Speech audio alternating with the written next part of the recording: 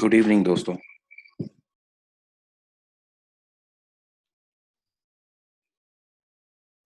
मेरी आवाज़ आपको क्लियरली आ रही है? Good evening Dinesh ji. Great.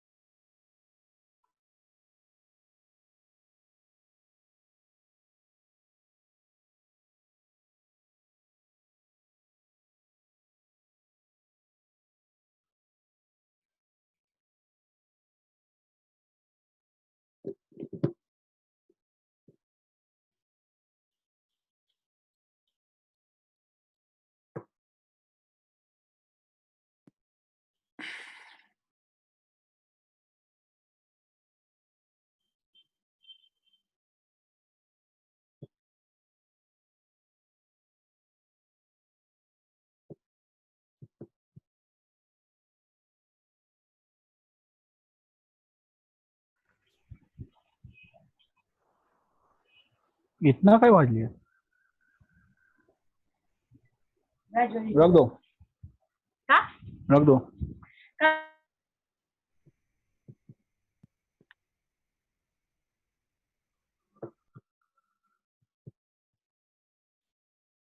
चलिए दोस्तों, 3 मिनट हो चुके हैं 7 बजकर, तो हम शुरू करते हैं। यस, रिकॉर्डिंग तो हम डालते ही हैं ग्रुप पर। आप सब लोग को आप सबको मैंने जो प्लेलिस्ट डाला था यूट्यूब का, वो मिल गया है ग्रुप में। आपने देखा होगा, उसमें सारे 12 के 12 जो सारे सेशंस हैं, वो सारे हमने डाले हैं उसमें। वो प्लेलिस्ट में आपको एक साथ वो सारे मिल जाएंगे। अब ये 13 सेशन भी उसमें ऐड हो जाएगा। ठीक है,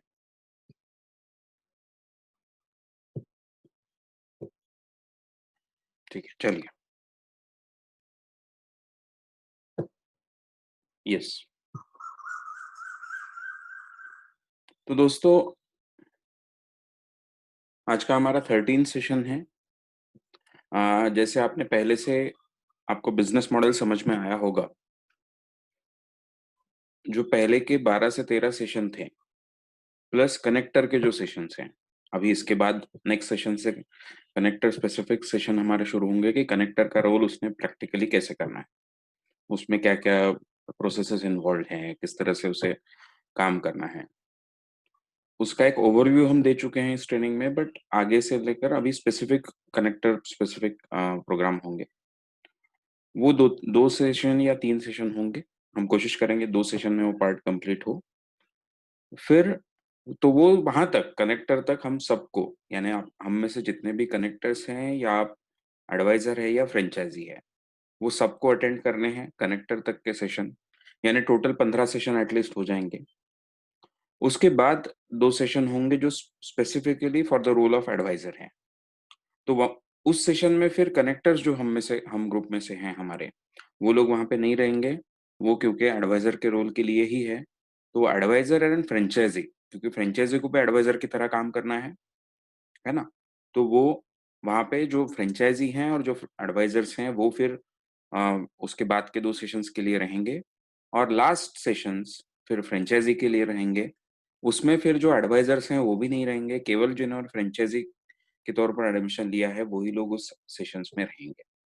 तो हमारा ओरिजिनल प्लान 12 सेशन का था, बट जब उसमें नए एडिशंस हमको करने पड़े, हमको लगा कि नहीं, ये चीजें भी लेनी चाहिए। और उसमें हमारा सेशन थोड़ा एक्सटेंड हुआ, क्योंकि थोड़ा और डिटेल में बात करने की हमको लगा जरूरत है। जो पहले से डिजाइन था उसमें हमने थोड़े चेंजेस किए इस बार सेशंस में। तो इसलिए ये 13 सेशन चला, प्लस एक बार मेरे यहाँ पे पावर का प्रॉब्लम होने के कारण हमको वो सेशन एक्सटेंड करना पड़ा था। यानी हम नहीं ले पाए थे लास्ट टू लास्ट सेशन, तो वो हमको पोस्टपोन हुआ। तो ऐसा आपके 2 सेशंस के दिन, यानी लगभग 4 दिन पोस्टपोन हुआ है ट्रेनिंग। बट उसमें से तो एक सेशन बढ़ा हुआ है। एक ही सेशन हम ले नहीं पाए टाइम पे, वो हमको आगे डालना पड़ा बिकॉज पावर प्रॉब्लम बड़ा था।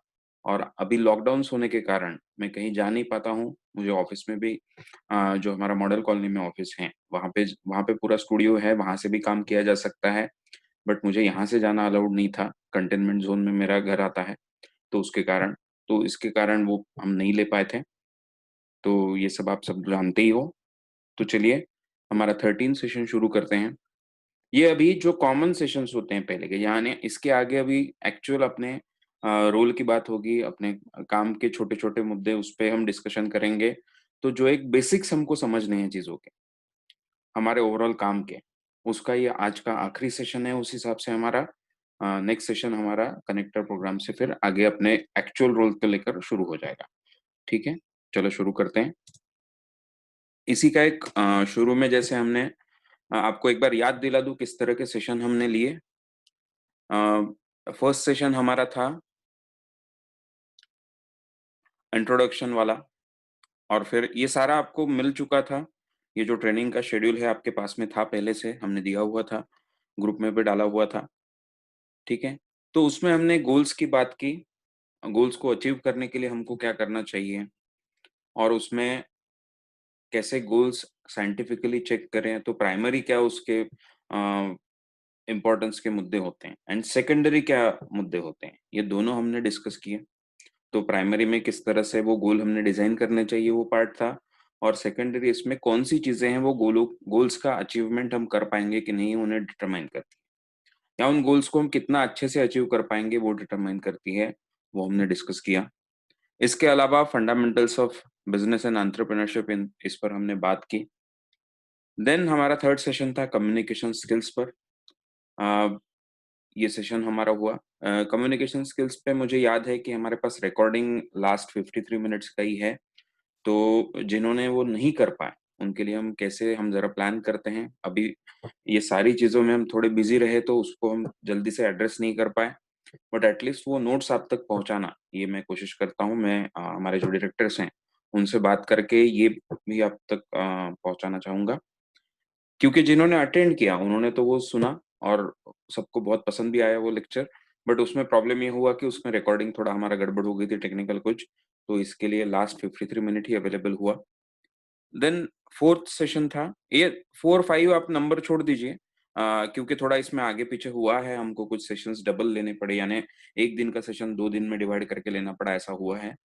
देन उसके बाद सेशन हुआ टेलीकॉलिंग टेक्निक्स एंड मेथड्स।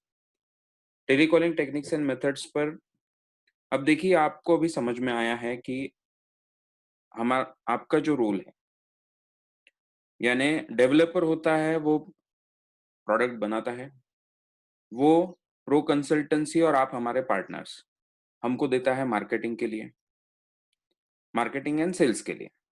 आप और हम, प्रो कंसल्टेंसी और आप हमारे पार्टनर्स मिलके हम मार्केटिंग करते हैं प्रोडक्ट का थ्रू सोशल मीडिया, बराबर। उसको हम सारे जो भी मेथड्स हैं हमारे, उन्हें सारे इस्तेमाल करते हैं। फेसबुक हो, यूट्यूब हो, उसको हम इस्तेमाल करके मार्केटिंग करेंगे और उससे लोगों तक इन्फॉर्मेशन जाएगा। वेबिनार्स में लोगों को बुलाएंगे, उसके थ्रू मार्केटिंग करेंगे। तो अपने कॉन्टैक्ट्स में और थ्रू फ्रेंचाइजी अगर है तो डिजिटल मार्केटिंग हम मार्केटिंग करेंगे। इसके बाद का जो रोल होता है वो है सेल्स टीम का। उसके लिए सेल्स एसोसिएट्स होने वाले हैं, जो हर प्रोजेक्ट को अलॉटेड सेल्स एसोसिएट होंगे। वो सेल्स एसोसिएट फुल टाइम वहां पर काम करेंगे, ये सब हमको पता है। तो आगे का सेल्स का काम उन एसोसिएट्स का है। ये जब सारा काम हमारा चल रहा है, उसमें हमारे तरफ से प्रो रियल्टी कंसल्टेंट के पास में आगे का जो फॉलोअप करना है, उसके थ्रू अब सेल्स एसोसिएट आगे साइट विजिट वगैरह कराएंगे, आगे का फॉलोअप करेंगे सेल्स को लेकर। बट वही फॉलोअप आपको भी थोड़ा करना हो सकता है, आप जितना उल्टा उसमें इन्वॉल्व हो जाओगे। आप पैसिवली भी कर सकते हो, थ्रू सोशल मीडिया आपने भेज दिया, उससे भी रिजल्ट आएगा एक लिमिट तक। उसे अगर आप और बढ़ाना चाहते हो तो टेलीकॉलिंग आपको भी करना पड़ेगा, और उसे आप जितना अच्छे से करोगे उतना ही बेटर रिजल्ट्स आएंगे आपके लिए। तो इसके अलावा हमारे तरफ एक पूरा टीम होता है जो ये सारा काम करता रहता है, जो आपको सपोर्ट देगा पूरा। उसको हैंडल करने वाले, उसको पूरा हेड करने वाले जो अक्षय डोडेजा सर हैं हमारे डायरेक्टर, उन्होंने ये पूरा सेशन लिया था fourth telecalling techniques and methods पर। फिर हमने मार्केटिंग डिस्कस किया। अब मार्केटिंग के पूरे बेसिक्स हमने इस टॉपिक में लिए। मार्केटिंग एक बड़ा विषय है, लगभग जिसपे एमबीए होता है, यानी 2 साल का पूरा टॉपिक होता है, बट हमने उसको बहुत शॉर्ट में सीखा है, क्योंकि उतना बड़ा हमने एमबीए नहीं सीखा, बट उसके बेसिक्स हमने लिए। एक हमारा अप्रोच होना चाहिए। देखिए, ऐसा नहीं चाहते हम कि जो हमारे साथ एज़ अ पार्टनर्स जुड़े, उनमें कहीं उनको जो बेसिक नॉलेज होना चाहिए बिज़नेस को लेकर, एक समझ होनी चाहिए हम सबके बिज़नेस को लेकर, वहाँ पे कोई कमी हो। हम ये नहीं चाहते, यहाँ पे हम कोई कमी नहीं रखना चाहते थे, इसलिए हमने आपको ऐसा लग सकता है कि इतना डिटेल में या इतना बेसिक्स हमने क्यों लिया? तो उसके पीछे सोच ये है कि आपको कहीं ये ना लगे कि मुझे ये पता ही नहीं है। हाँ, बराबर है, आपको हर मुद्दा पूरा नहीं समझा होगा, उस पे सोचना पड़ेगा, उस पे जब आप काम करोगे तो समझेगा। ये बिल्कुल सही है, हमको पता है।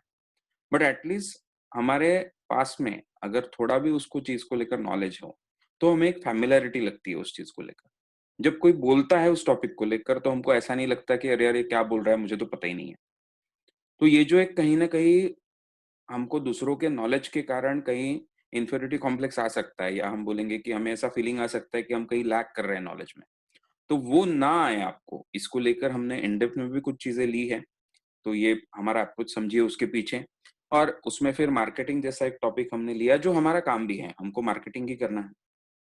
मार्केटिंग साइड में ये ठीक है कि आपको पूरा मार्केट रिसर्च या वो सारी चीज़ें आपको नहीं करनी, बट आप में से जितने लोग ज़्यादा अच्छे से करेंगे, उतने बेटर रिजल्ट्स उनको आने वाले हैं, ये बात हमको समझनी है। दूसरा, आपके जो भी काम आप कर रहे हैं, उसमें जैसे-जैसे आप इसे इस्तेमाल करेंगे, जस्ट अ सेकंड।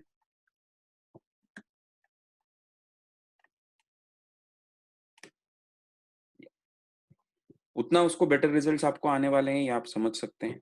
तो इसके लिए हमने वो लिए हैं। Then sales techniques and methods. Sales फिर से हमारा काम मार्केटिंग का और थोड़ा प्री सेल्स का है, बट पूरा सेल्स का काम करने वाली पूरी सेल्स एसोसिएट्स की टीम है। बट वो टीम कैसे काम करेगी, क्या करेगी, उसको भी लेकर, और प्लस आपको एक सेल्स अच्छा आना चाहिए। एक सेल्स के पीछे की सोच होती है, वो हमारे दिमाग में रेडी होनी चाहिए, वैसा हम सोच पाने चाहिए। उसको लेकर हमने जानबूझ के ये भी टॉपिक लिया है हमेशा। तो सेल्स टेक्निक्स एंड मेथड्स पे हमने बात की। देन 7 रियल एस्टेट लिंगो। रियल एस्टेट के बेसिक टर्म्स क्या होते हैं। इसी के साथ में हमने ये भी लिया था कि जो टेलीकॉलिंग वगैरह हम करेंगे, तो उसको लेकर जो सीआरएम सॉफ्टवेयर होता है, टेलीकॉलिंग छोड़ दीजिए, बट कस्टमर रिलेशनशिप मैनेजमेंट का जो हमारा सॉफ्टवेयर होता है, उसे हम किस तरह से इस्तेमाल करने वाले हैं, ये सारा पार्ट जो था फिर से अक्षय डोडेजा जी ने लिया था। फिर life time income in past and next 40 years और कंज्यूमर पिरामिड। ये रियल एस्टेट और इकोनॉमिक्स को समझने वाले टॉपिक्स हमने लिए, जिससे हमें ये क्लियर हो कि किस तरह का एक इकोनॉमिक फ्यूचर हमको दिखता है हमारे देश में भी और हमारे रियल एस्टेट के फील्ड में भी। अब वो हमने डिटेल में देखा, उसे डिस्कस किया। अब देखिए, ये इकोनॉमिक्स का टॉपिक है, यानी इन अ वे आप देखेंगे तो ये थ्योरेटिकल टॉपिक लग सकता है, बट बहुत इंपॉर्टेंट टॉपिक था, तो वो हमने लिया। फिर types of real estate product and policy of commission structure. तो पूरा रियल एस्टेट प्रोडक्ट्स के कौन से अलग टाइप्स होते हैं, उसमें किस तरह के परसेंटेज कॉमनली मिलते हैं, अ, ये हमने आपको बताया, और उसमें किस तरह का कमीशन डिस्ट्रीब्यूशन हम करेंगे, इसका क्या पॉलिसी है, ये आपको डिटेल में हमने समझाया। पूरा ट्रांसपेरेंटली ये बातें हमने आपके सामने रखी कि कैसे होती हैं। अब इसमें एक बात समझने जैसी है आप सबको कि एग्जैक्ट जो परसेंटेजेस होंगे, वो हमेशा जब कोई एक्चुअल प्रोजेक्ट हम लेंगे काम करने के लिए, उसके साथ में वो एग्जैक्ट परसेंटेज हमको पता चलेंगे। ये बात आप समझ सकते हो। नॉर्मली किस तरह के परसेंटेजेस मिलते हैं, ये हमने आपको सामने रखा, बट एग्जैक्ट परसेंटेजेस हमको हर बार जब हमारा प्रोजेक्ट टाइप होगा और उसमें जो काम रहते हैं, तभी हमको पता चलेगा। ठीक है। Then important key parameters, factors and parameters to be considered while selecting the real estate product for investment.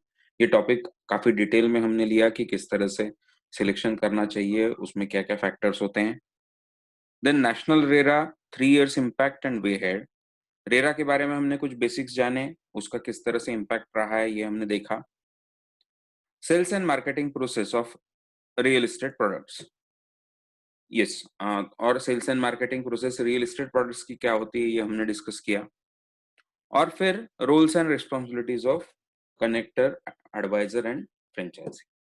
अब इसमें हमने एक इम्पॉर्टेंट चीज जानी, कनेक्टर के साथ में जो एक हम शॉपिंग पार्टनर वाला आइडिया है, प्लस सेल्स करने वाली जो सेल्स प्रोफेशनल्स की टीम है, सेल्स एसोसिएट्स हमारे हैं, प्रोजेक्ट सेल्स एसोसिएट्स, तो वो कंसेप्ट भी हमने जाने और पूरा मॉडल हमको पूरा डिटेल में समझ में आया। तो इस तरह से अब तक अपना ट्रेनिंग पूरा हो चुका है। आज का जो है उसमें हम इसे कंक्लूड करेंगे, इस ट्रेनिंग को लेकर एक जिस्ट आपके सामने रखेंगे। और जैसा मैंने पहले बोला था कि अब जो बेसिक्स हमारे हैं वो वाला पोर्शन हमारा खत्म होता है। अब हम प्रैक्टिकल की बात नेक्स्ट सेशन से शुरू करेंगे। इसमें भी हमने जो सीखा वो प्रैक्टिकल के बहुत काम की चीज है, बट इसमें वो प्रैक्टिकल आप एग्जैक्टली रोल कैसे करोगे उसको लेकर थोड़ा कम फोकस था, फोकस ज्यादा हमारे अंडरस्टैंडिंग को लेकर था। तो ये आपको बदलाव शायद समझ में आएगा अगले सेशन से। तो इस तरह का ये हमारा आज का आखिरी सेशन है, इसे लेते हैं। ठीक है। एक आज के सेशन में क्या अप्रोच प्रो रियल्टी कंसल्टेंट का है, हम लोगों का है, अ, इस काम को आगे बढ़ाते वक्त, उसको थोड़ा मैं आपके सामने रखना चाहूंगा। तो मिशन क्या है कंपनी का? तो मिशन ये है कि मिशन अगर क्लाइंट्स के बारे में हम सोचें, क्लाइंट्स यानी जो एंड प्रोडक्ट खरीदने वाला है, उसके बारे में सोचें, तो देखिए कि empowering them by educating and training them in life sciences, career, money management, scientific temperament, skills, law, technology, etc. Playing the role of catalyst in maximizing their financial well-being and achieving their need of housing. तो इसे आप point 2 को point 1 भी पकड़ सकते हैं कि पहला तो हाउसिंग की उनकी नीड हम पूरी करें। दूसरा, हाउसिंग जब उनको हम देंगे तो ज्यादा से ज्यादा लोगों की पूरी कर पाए, तो अफोर्डेबल हाउसिंग पे हम फोकस करें। सेकेंडली, ऐसी चीजें हम उनको दे, ऐसे प्रोडक्ट्स उनको दे जिसके फ्यूचर प्रोस्पेक्ट्स बहुत अच्छे हैं। तो जो लोग रियल एस्टेट को एज अ इन्वेस्टमेंट इस्तेमाल करना चाहते हैं, as a investment better result चाहते हैं, उनको वैसा हम अच्छे से गाइड कर पाए। तो ये अपना मिशन है फॉर क्लाइंट्स। यानी क्लाइंट्स के किस तरह के बेनिफिट्स मिलने चाहिए उस हिसाब से अगर बोलेंगे तो।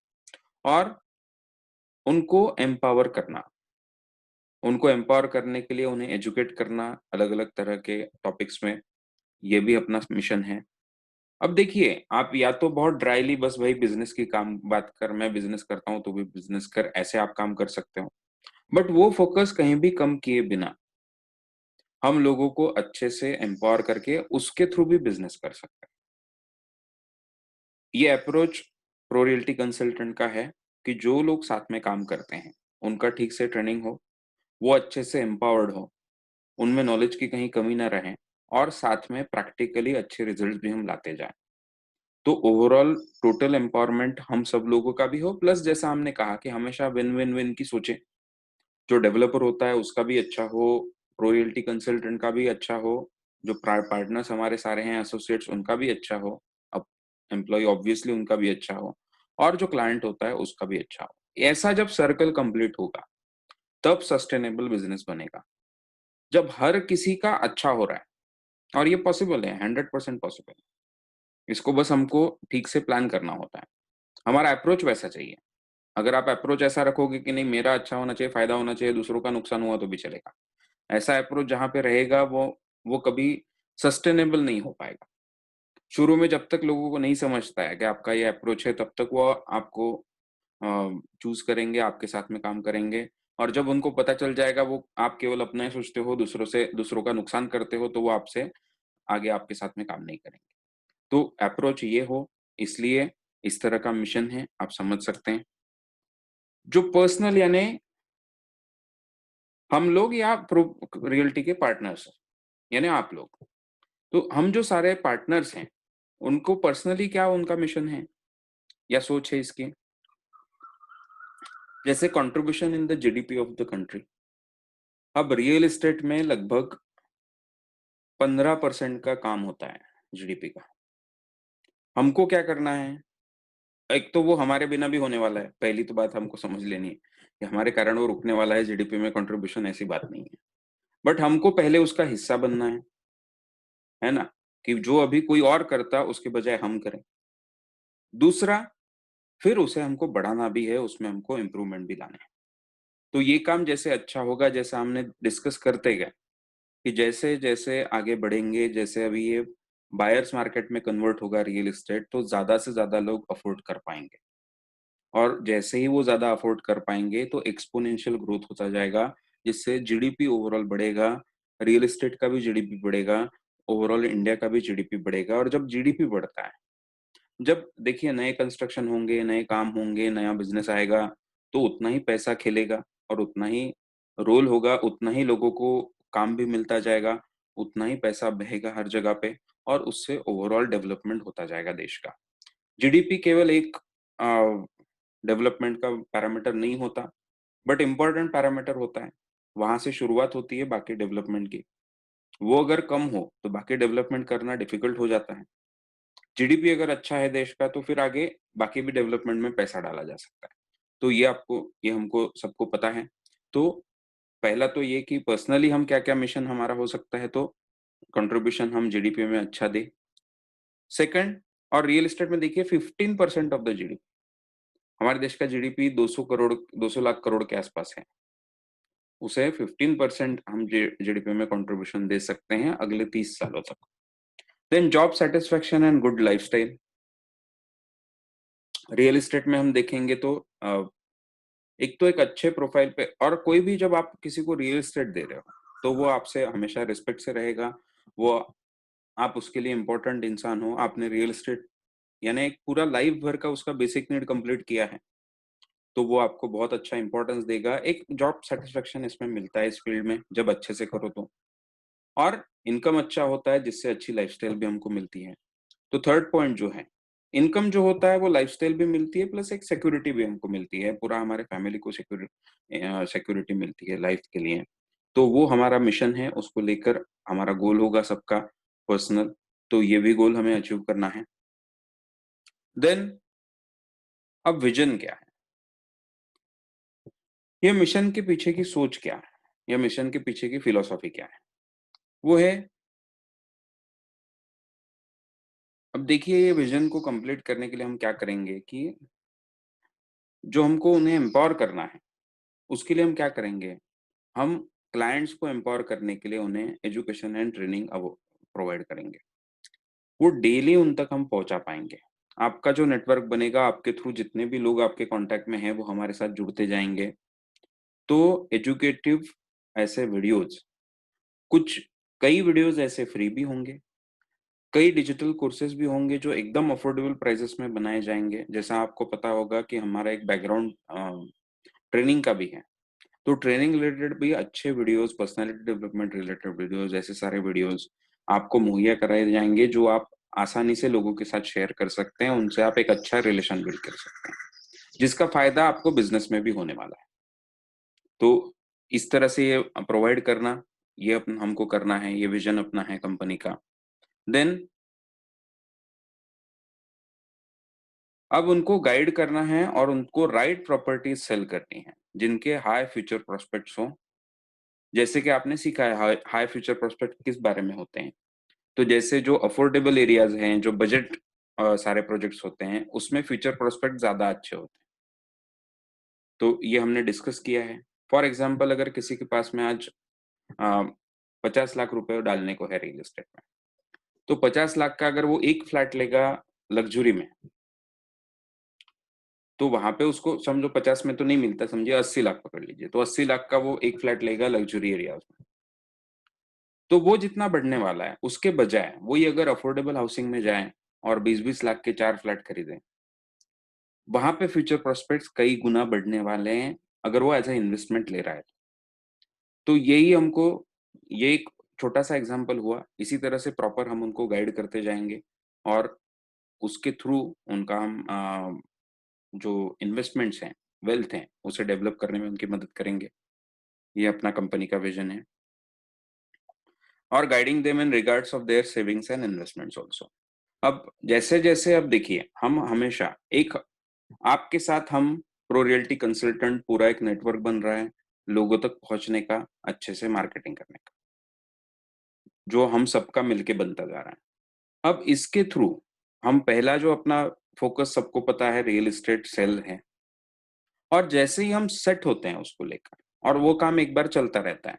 हमने बिजनेस फंडामेंटल्स में डिस्कस किया था, हमेशा जो पहला आपने टारगेट चूज किया है उसे अचीव करो, और उसके सक्सेस को कहीं डूबने मत दो, उसके सक्सेस को कहीं नीचे मत आने दो, प्लस तब आप सेकंड स्टेप पे भी जाओ।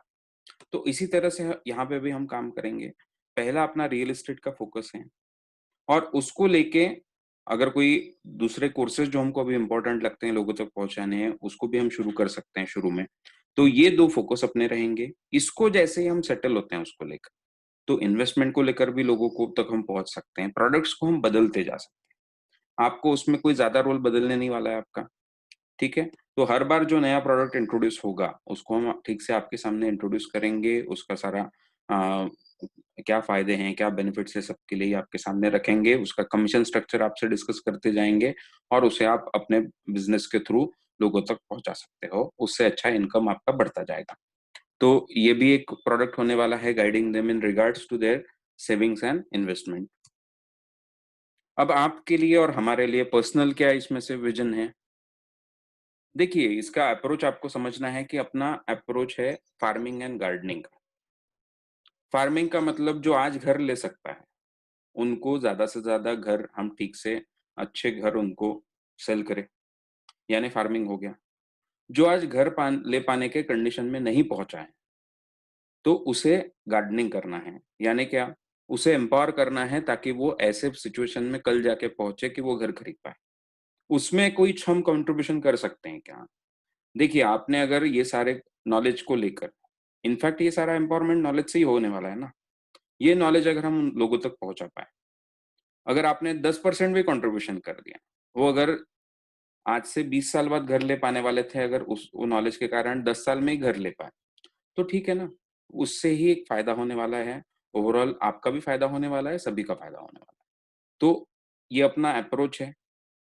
जैसे ड्राई बिल्कुल बस बिजनेस की बात करो लोगों से, ऐसा करते जाने से तो लोग करने ही वाले हैं। शायद हमारे सारे कॉम्पिटिटर वैसा करेंगे। हमें फोकस नहीं लूज करना है अपने बिजनेस में से, बट अप्रोच ही ऐसा रखना है कि जो अभी घर खरीद सकता है वो फार्मिंग सेक्टर में आ गया, यानी हमारे लिए, यानी उसको डायरेक्टली अभी घर के बारे में बात करें, बट उसको बाकी भी एम्पावरमेंट अवेलेबल कराएं, बट जो घर नहीं खरीद सकता है उसको छोड़ ना दे, उसको भी हम ठीक से एज अ गार्डनिंग भी अप्रोच करें। यानी आपके जितने सारे कॉन्टैक्ट्स हैं, वो सारों तक आप कुछ ना कुछ अच्छी चीज पहुंचा पाओगे, और उससे आपका अच्छा इनकम भी बढ़ता जाएगा। यानी ऐसा नहीं कि आपके कांटेक्ट में से बस 20% ही लोग काम के हैं आपके काम के लिए, बाकी 80% के लिए आपके पास में कुछ नहीं है। ऐसा नहीं होना चाहिए, ये भी उसके पीछे एक फायदा है। तो ये अपना अप्रोच है, आपको पता है। अब उसके लिए कैसे करेंगे हम, गार्डनिंग के लिए हम क्या करेंगे, और हमारे टूल्स क्या क्या होंगे? तो जैसे कम्युनिकेशन होगा, सेलिंग यानी सेलिंग स्किल्स, रिलेशनशिप मेकिंग, इसको लेकर भी अलग अलग ट्रेनिंग हम लेते रहेंगे टाइम पर, काउंसलिंग, लोगों को कैसे समझाना है, teaching, training, networking, socialising, leadership qualities कैसे लाएं, टेक्नोलॉजी, और क्लाइंट का किस तरह से हम फ्रेंड, फिलोसोफर, गाइड और सपोर्ट बने। तो ये एक अप्रोच अपना रहने वाला है, एक विजन अपना है उसके पीछे, कि केवल ड्राई बस बिजनेस और ये लोगों से रिलेशन मत बनाइए। ये अलग नहीं है, हम क्यों बिजनेस को अलग समझते हैं, ये अप्रोच गलत है। देखिए, सिंपल सी बात लोगों को समझती है, उनको हर किसी के पास हर कोई चीज नहीं होती, सारा नॉलेज हर किसी के पास में नहीं होता। हमको नॉलेज एक दूसरे से शेयर करना होता है, उसे हम फ्रीली भी देते रहते हैं एक दूसरे को, उसमें भी कुछ प्रॉब्लम नहीं है। बट उसे जब ऑर्गेनाइज तरीके से बहुत लोगों तक देना है, तो उसमें कोई फीस इन्वॉल्व होने वाले हैं, ये भी बेसिक चीज है, सबको पता है। बट वो अच्छे से अच्छा नॉलेज हम एक दूसरे से शेयर करते रहें, तो वैसा अगर अपना अप्रोच है, तो देखिए बिजनेस एक केवल पार्ट बन जाता है आपके रिलेशन का। बिजनेस ये रीजन नहीं बनता कि आप रिलेशन क्यों रख रहे हो बिजनेस करने के लिए, बल्कि आपका एक अच्छा रिलेशन उनके साथ में है, उसका एक पार्ट बिजनेस है, और वो कहीं से उल्टा हैम्पर नहीं होता। ऐसा जब बिजनेस किया जाता है, वो और बेटर होता जाता है, उसके आउटपुट और बेटर होते हैं। तो ये एक अप्रोच आपको रखना है जो हम हमेशा से अपनी हमारी कंपनी में रखते हैं, सारे स्टाफ के साथ में वो शेयर करते हैं। जो भी लोग एसोसिएट हमारे साथ होते हैं उनको यही अप्रोच हम सिखाते हैं कि केवल आप ड्राई बस बिजनेस के लिए रिलेशनशिप ऐसा बढ़ाने की हम बात नहीं कर रहे। रिलेशनशिप का एक हिस्सा बिजनेस हो, और जब ऐसा हम करते हैं उससे रिलेशनशिप भी बेटर होते हैं और बिजनेस भी बेटर होता जाता है। देन और ये जो सारा टीचिंग लर्निंग करेंगे उसका फन तरीके, उसके इंटरेस्टिंग तरीके हम ढूंढते जाएंगे। ये जो होते हैं उसे सबको हम यूज करते जाएंगे, उस तरह से करेंगे। देन वैल्यूज क्या है कंपनी की। अब ये clients interest first, our interest second. ये हम पहले से वेबिनार से बात कर रहे हैं कि ऐसा अप्रोच हम सबने रखना चाहिए कि क्लाइंट के इंटरेस्ट को हम सबसे इंपॉर्टेंस दें। इस पे फिर से वही याद दिला रहा हूँ अभी जो बोला, इसमें विन लूज भी नहीं चलता है कि क्लाइंट जीत जाए पर हम लूज हो जाए, ऐसा भी अप्रोच नहीं चलने वाला। विन विन अप्रोच होना पड़ेगा, बट क्लाइंट इंटरेस्ट फर्स्ट। यानी कहीं पे अगर हमको ज्यादा फायदा होने वाला है बट क्लाइंट का नुकसान होने वाला है, वैसा हमको डील नहीं चलेगा। हमको डील चाहिए जहां पे हमारा भी विन हो और क्लाइंट का भी विन हो, क्लाइंट का भी फायदा हो। इस अप्रोच से काम करेंगे तो वो हमेशा सस्टेनेबल काम रहेगा और वो मल्टीप्लाई होता जाएगा। और हम ये डिस्कस कर चुके हैं, क्लाइंट अगर खुश है आपसे तो 10 लोगों को आपके बारे में बताएगा, पर वो कहीं अगर आपसे दुखी हो गया तो वो 100 लोगों के बारे में लोगों को जाके आपकी बदनामी कर देगा। तो इससे लंबे बिजनेस नहीं बन पाते हैं, तो हमको वैसा नहीं करना है। सेकंड देखिए, तो ये एक अप्रोच अपना है। Second, no compromises with honesty, integrity, ethics and law. तो कहीं पे भी अनलॉफुल काम नहीं करेंगे पूरे बिजनेस में, ऑनेस्टी इंटीग्रिटी से काम करेंगे, एथिक्स से काम करेंगे। तो ये वैल्यूज हैं कंपनी के। तो yes. Then 3, team work and networking. अकेले से नहीं होता है, सबको मिलके काम करना पड़ेगा, अकेला कुछ ज्यादा नहीं कर सकता इंसान। तो हमको टीम वर्क करना है, एक अच्छा नेटवर्क बनाना है और उसके थ्रू मल्टीप्लाई करना है अपने बिजनेस को, ये सोच है। देन 4, ट्रांसपेरेंसी रखेंगे। आपको ट्रेनिंग में भी समझा होगा कि हमने ट्रांसपेरेंटली सारी बातें आपके साथ में शेयर करते गए। वो पूरा ट्रांसपेरेंसी से हमेशा बातें रखेंगे। आगे भी जो भी काम करेंगे उसमें ट्रांसपेरेंटली आपको पता होगा क्या चीजें इन्वॉल्व हैं, किस तरह का सारा स्ट्रक्चर है, किस तरह का पैसे का लेन देन है, सारी चीजें आपके सामने ट्रांसपेरेंटली रखी जाएंगी। देन प्रैग्मेटिज्म से काम करेंगे, प्रैक्टिकल अप्रोच रखेंगे। जब बिजनेस करते हैं तो उसमें देखिए बदलाव होते रहते हैं, क्योंकि सिचुएशन बदलते हैं, टेक्नोलॉजी बदलता है, उसके हिसाब से खुद को बदलना पड़ता है आपको। मुद्दा यह है कि प्रैक्टिकल तब आपको डिसीजन लेने पड़ेंगे और वैसे बदलाव करने पड़ेंगे, उसके लिए प्रैग्मेटिक होना पड़ेगा और वैसा जरूर करेंगे। वो ध्यान रखेंगे। यानी कहीं पे भी यहाँ पे जो हम बोल रहे हैं ऑनेस्टी, इंटीग्रिटी वगैरह, ये आइडियलिस्टिक जो बातें हैं, इसका इसका नुकसान नहीं होना चाहिए। हमारे आइडियलिज्म से हमारा भी फायदा हो और दूसरों का भी फायदा हो, बट उससे हमारा नुकसान हो रहा है या दूसरा कोई हमारा फायदा उठा रहा है, ये भी नहीं होने देंगे। प्रैग्मेटिक भी प्लानिंग होगा पूरा, वहां पे पूरा उसका बैलेंस रखा जाएगा कि आइडियलिस्टिक और प्रैक्टिकल दोनों चीजें की जाए। देन 6, प्रोफेशनलिज्म काम में रखेंगे, प्रोफेशनली काम करेंगे। 7, हाई स्पिरिट से काम करेंगे। बाकी सारे आपके पास में वैल्यूज हैं अच्छे, आपके पास में अच्छे स्किल हैं, मगर अगर काम करने में एनर्जी नहीं है तो कोई काम में नहीं आती। तो एनर्जेटिकली काम करेंगे, एक दूसरे को एनर्जी बढ़ाते हुए काम करेंगे। ठीक है, फिर से ज्वाइन करते करते कभी कभी वीडियो ऑन हो जाता है किसी का, नो प्रॉब्लम। हाँ, और काम करने के जो तरीके हैं वो इनोवेटिव और क्रिएटिव तरीकों से काम करेंगे। तो यानी केवल वो जैसा चलता आ रहा है वैसे ही काम करके नहीं चलने वाला, उसमें बेटर तरीके होते हैं, उसमें नए तरीके ढूंढे जा सकते हैं, और हम वो हमेशा से करते आए हैं। जो डायरेक्टर्स हमारे हैं वो उनका हमेशा से काम रहा है कि इनोवेटिव तरीके लेके आना बिजनेस में और उससे बेटर रिजल्ट आना, सक्सेस को और सक्सेसफुल बनाना। तो वो भी हम करते रहेंगे, ये कंपनी के वैल्यूज हैं, हम सबके वैल्यूज हो सकते हैं। ठीक है, तो ये अपने प्रो रियल्टी कंसल्टेंट का अप्रोच है, हमारे प्रो पार्टनरशिप नेटवर्क का अपना अप्रोच होगा, ऐसी हम आशा रखते हैं।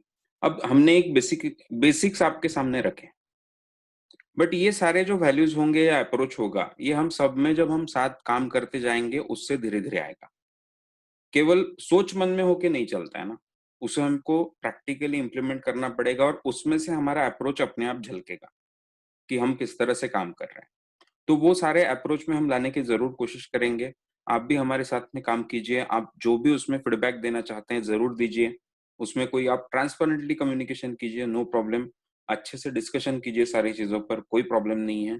तो हमें मिलके ये सारा काम करना है। ये जो अप्रोच हमने आपके सामने रखा पूरा, ये केवल कहने की बातें न बने, उसे हम एक्चुअल में अप्रोच में ला पाए।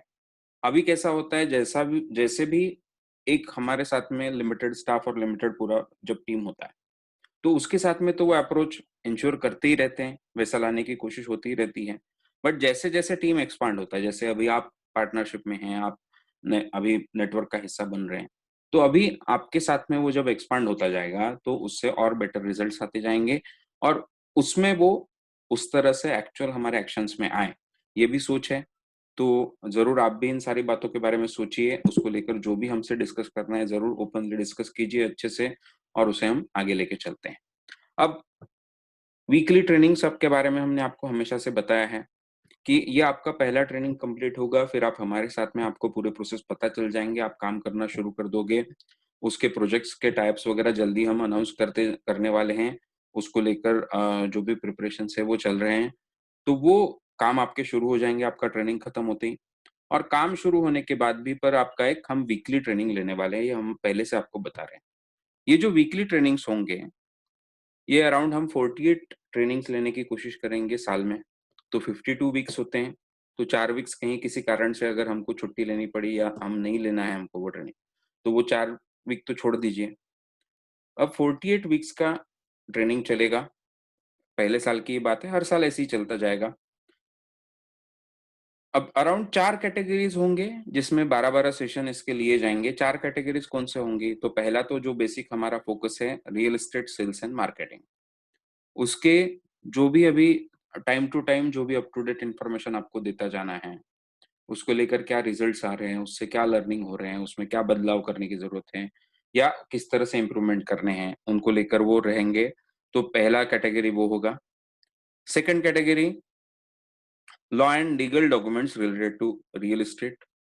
अब उसको लेकर कोई स्पेसिफिक जो भी इन्फॉर्मेशन आपको देती जानी है, वो इसमें आती जाएगी। Then third, personality development. End में देखिए ये सारा तभी हम कर पाएँगे जब खुद को हम और डेवलप करते जाएँगे, तो उसके रिलेटेड सारा नॉलेज आप तक अच्छा पहुँचे, ये हमारा ध्यान होगा। Then fourth, money management, savings and investment को लेकर। तो ये बहुत नॉलेजेबल ऐसे 48 वेबिनार या वो 48 ट्रेनिंग्स आपके होंगे, ऑनलाइन ट्रेनिंग ऑब्वियसली, और वो आपके पास में अवेलेबल रहेंगे। 1 हफ्ता या फॉर अ टाइम बीइंग वो अवेलेबल रहेंगे, उसका पॉलिसी कैसा होगा वो हम आपको बताएँगे ज़रूर। तो ये आपके वीकली ट्रेनिंग अभी ये ट्रेनिंग होने के बाद में चलने वाले हैं। आपका काम शुरू हो जाएगा, आपका अर्निंग शुरू हो जाएगा, बट उसके साथ ही ये रेगुलर ट्रेनिंग होते रहेंगे। इस तरह का उसका ये होगा प्लान, ठीक है? अब importance and benefits of sales entrepreneurship. देखिए आप हमारा काम है, हमारा रोल जो यहाँ पर है, प्रो पार्टनरशिप प्रोग्राम में के लोगों का सारा रोल क्या है? तो हम सेल्स एंटरप्रेन्योरशिप में हैं, है ना? हमको मार्केटिंग एंड सेल्स करना है रियल एस्टेट के प्रोडक्ट का। बट सेल्स एंटरप्रेन्योरशिप हमने क्यों चूज़ किया? या क्यों चूज़ करना चाहिए? उसके क्या बेनिफिट्स हो सकते हैं? तो बाकी तो बेसिक बेनिफिट्स हमको पता है कि it is a very good business opportunity. Real estate को लेकर होने के कारण it has become more lucrative and more income giving opportunity. तो वो तो हमको पता। सेकंडली सेल्स एंड एंटरप्रेन्योरशिप जब हम बात करते हैं तो सेल्स एंड एंटरप्रेन्योरशिप या मार्केटिंग ऐसी चीज है जो हर बिजनेस का बैकबोन है। वो अगर नहीं होगा तो कोई बिजनेस खड़ा ही नहीं हो सकता। तो अगर आपको सेल्स एंड मार्केटिंग आता है तो हर हर बिजनेस को आप चाहिए, हर कंपनी को आप चाहिए। For them you are desirable, क्योंकि सेल्स वाला इंसान पैसे लाने वाला होता है। He is not a overhead, he is an asset always. Sales में आप देखोगे काम कभी जो कोई मार्केटिंग या सेल्स में है, वो अगर मार्केटिंग और सेल्स नहीं कर पा रहा है तो उसका जॉब कभी टिकता नहीं।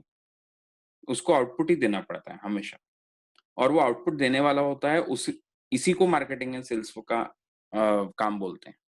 तो ऐसे में आप समझिए, तो मार्केटिंग एंड सेल्स में अगर हम काम करते हैं, तो हर कंपनी के में हमारे लिए जगह है। उसमें जैसे ही आप बेटर होते हो, तो आपको हर कंपनी में जगह है।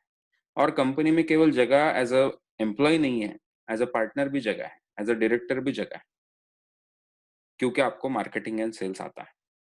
तो उस हिसाब से for career also marketing and sales entrepreneurship हमको आना, ये बहुत बहुत जिसे हम बोलेंगे एक स्ट्रेंथ देता है हमारे करियर को, हमारे प्रोफाइल को। तो वो पार्ट तो हमको एक तरह से पता है। इसके अलावा और एक क्या फायदे होने होते हैं हमको, वो मैं थोड़ा आपके सामने रखना चाहता हूँ। अब देखिए, यहाँ पे मैं बात कर रहा हूँ कि हमको खुद को एक्सप्रेस करने की हम अगर बात करें, लाइफ में देखिए कई चीजें, कई नॉलेज हमारे पास में आता रहता है। इंसान ऐसे होते हैं कि इंसानों के पास में बहुत ज्यादा इंफॉर्मेशन एंड नॉलेज लेने की शक्ति है, बट पैदाइश ही हमारे पास में बहुत ज्यादा नॉलेज नहीं होता। बाकी प्राणियों का आपको पता है, पैदा होते ही वो चल पाते हैं, वो बाकी दौड़ पाते हैं। कई प्राणी बहुत एक्टिव भी होते पैदा होते, बट इंसानों का हमको पता है कि वो बच्चा होता है, वो बिल्कुल भी कुछ नहीं कर पाता है।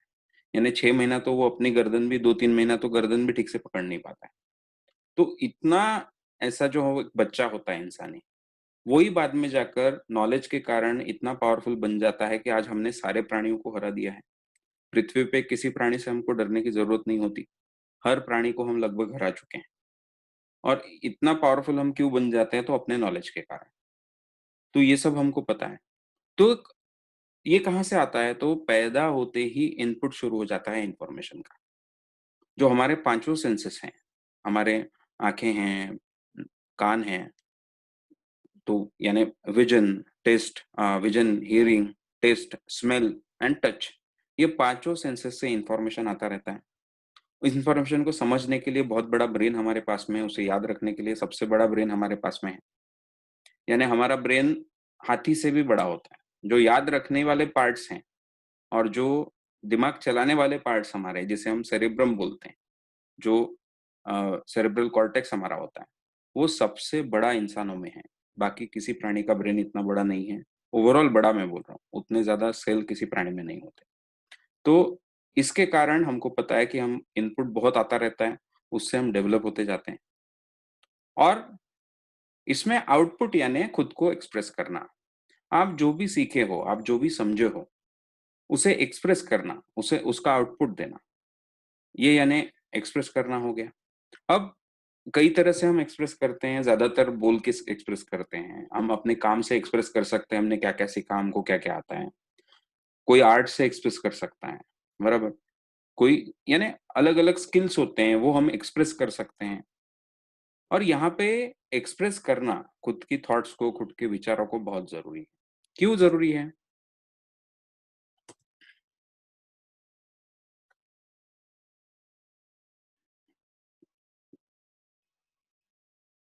एक्सप्रेस करना क्यों ज़रूरी पर आते हैं, बट एक्सप्रेस करने की सबको इच्छा भी होती है कि मुझे जो आता है, मैं एक्सप्रेस करना चाहता हूँ। मुझे जो नॉलेज है, मैं लोगों को के साथ बाँटना चाहता हूँ, लोगों को बताना चाहता हूँ। बट हर किसी को वैसा इच्छा तो बहुत है सब में, बट आप देखोगे तो हर कोई एक्सप्रेस कर नहीं पाता है, क्योंकि वैसा सूटेबल एनवायरनमेंट नहीं मिलता, वैसे स्किल डेवलप नहीं होते, वैसा ऐसा एनवायरनमेंट नहीं मिला होता जहाँ पे एक्सप्रेस करना वेलकम किया जाए। इंडिया में हमको पता है, इंडिया की बात नहीं है, ओवरऑल ऐसी बात है, बट इंडिया में थोड़ा ज़्यादा है कि पहले तो भी होता था कि चुप बैठ, बच्चे अगर सवाल पूछे तो चुप बैठो, वो कुछ बताने लगे तो उसको इम्पोर्टेंस ना देना। तो ऐसा कुछ अप्रोच रहता था। तो उससे हम देखते हैं कि हम सारे एक्सप्रेस ही कर पाते हैं, ऐसा नहीं होता। एक्सप्रेशन कहीं न कहीं सप्रेस हो जाता है। अब इससे क्या होता है, एक्सप्रेस अगर आप नहीं किया, तो आपने जो सीखा है, वो सही सीखा है कि नहीं कैसे पता चलेगा? आपके जो-जो इनपुट से आपका नॉलेज बढ़ता जा रहा है, वो नॉलेज आपका सही है कि नहीं, प्रॉपर है कि नहीं, ये कैसे पता चलेगा? वो वो चेक ही नहीं कर पाएँगे, आपको भी नहीं समझे, आप एक्सप्रेस नहीं कर पाओगे, तो आपको भी नहीं समझेगा कहीं गलती हो रही है कि नहीं। मेरे सोच में कहीं गलती है क्या, मेरे अंडरस्टैंडिंग में कहीं गलती है क्या, ये भी आपको नहीं समझेगा। तो ऐसे में देखिए, एक्सप्रेस करना बहुत जरूरी है। सिंपल बात करें अगर, क्या बेनिफिट है एक्सप्रेस करने के बातों के, तो एक फीडबैक लूप की तरह होता है। आपको पता होगा कोई भी जो कंट्रोल सिस्टम होती है, जैसे कोई फैक्ट्री है जहां पे एक इनपुट डाला जा रहा है, उसको प्रोसेस करके आउटपुट लिया जा रहा है, ये जो पूरी सिस्टम होती है, इसमें कहीं गलती तो नहीं हो रही, ये चेक कैसे किया जाता है? पूरा आउटपुट होने के बाद वो पूरा चेक करोगे क्या आप? तो वैसा नहीं होता, उसमें फीडबैक लिया जाता है अलग अलग टाइम पे, कि ये बराबर हो रहा है कि नहीं, ये यहाँ तक का पोर्शन बराबर होना है कि नहीं, यहाँ तक का पोर्शन बराबर हो रहा है कि नहीं। तो हर बार टोटल लाइफ के आउटपुट में से ही अपनी गलती हुई कि नहीं, ये नहीं चेक किया जा सकता। तो एक फीडबैक कैसे लूप तैयार होगा, आपको फीडबैक कैसे मिलेगा? तो जो output time to time check करते रहना, आपका एक्सप्रेशन टाइम टू टाइम उसमें से वो चेक होता रहता है। तो ये बहुत जरूरी है। उसके लिए एक्सप्रेस करना जरूरी है, खुद को एक्सप्रेस करना आना जरूरी है। मैं कहाँ पे जा रहा हूँ मैं आपको बताने वाला हूँ, इसका क्या लेना देना अपने काम से, ठीक है? बट ये बात समझिए, और ये बहुत एक इम्पोर्टेंट सी बात है, एक डीपर बात है, इसलिए मैं आपके सामने रख रहा हूँ कि हमको एक्सप्रेस करना आना चाहिए। अब एक्सप्रेस करने से क्या होता है?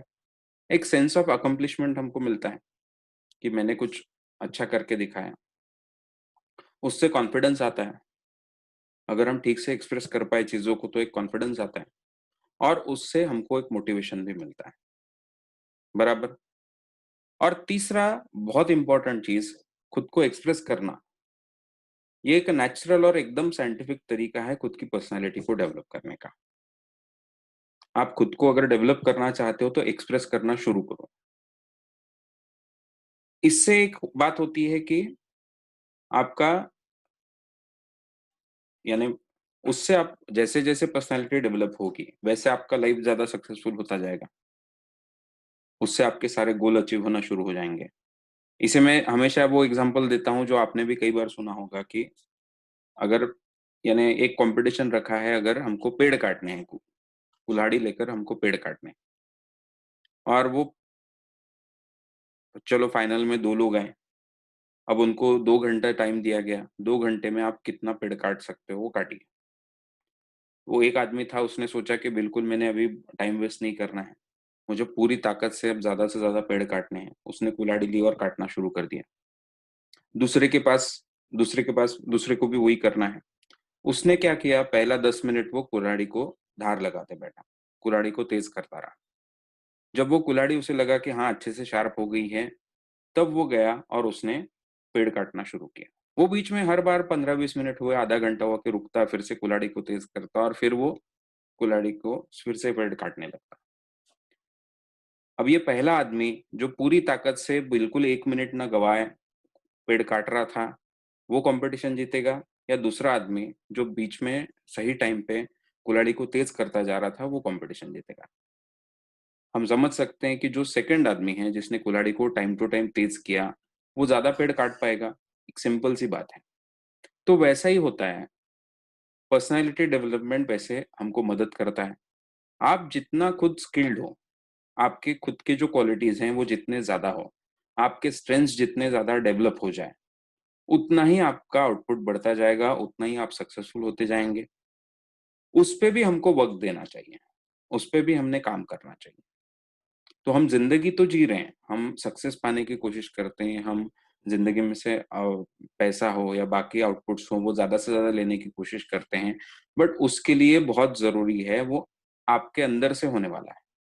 तो आपकी पर्सनालिटी को डेवलप करना, तो उसी को लेकर, यानी ये बहुत एक जरूरी चीज है, और ये एक्सप्रेस करने से होता है।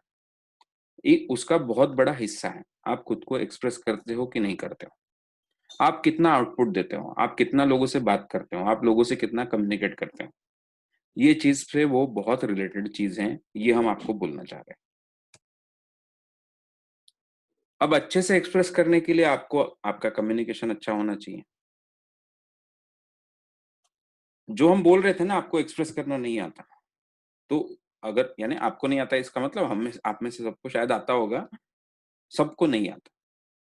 एक्सप्रेस करना अगर अच्छा करना चाहते हो तो अच्छा कम्युनिकेशन हमको सीखना पड़ेगा, और अच्छा कम्युनिकेशन सीखने के लिए एक ही तरीका है, प्रैक्टिस करो।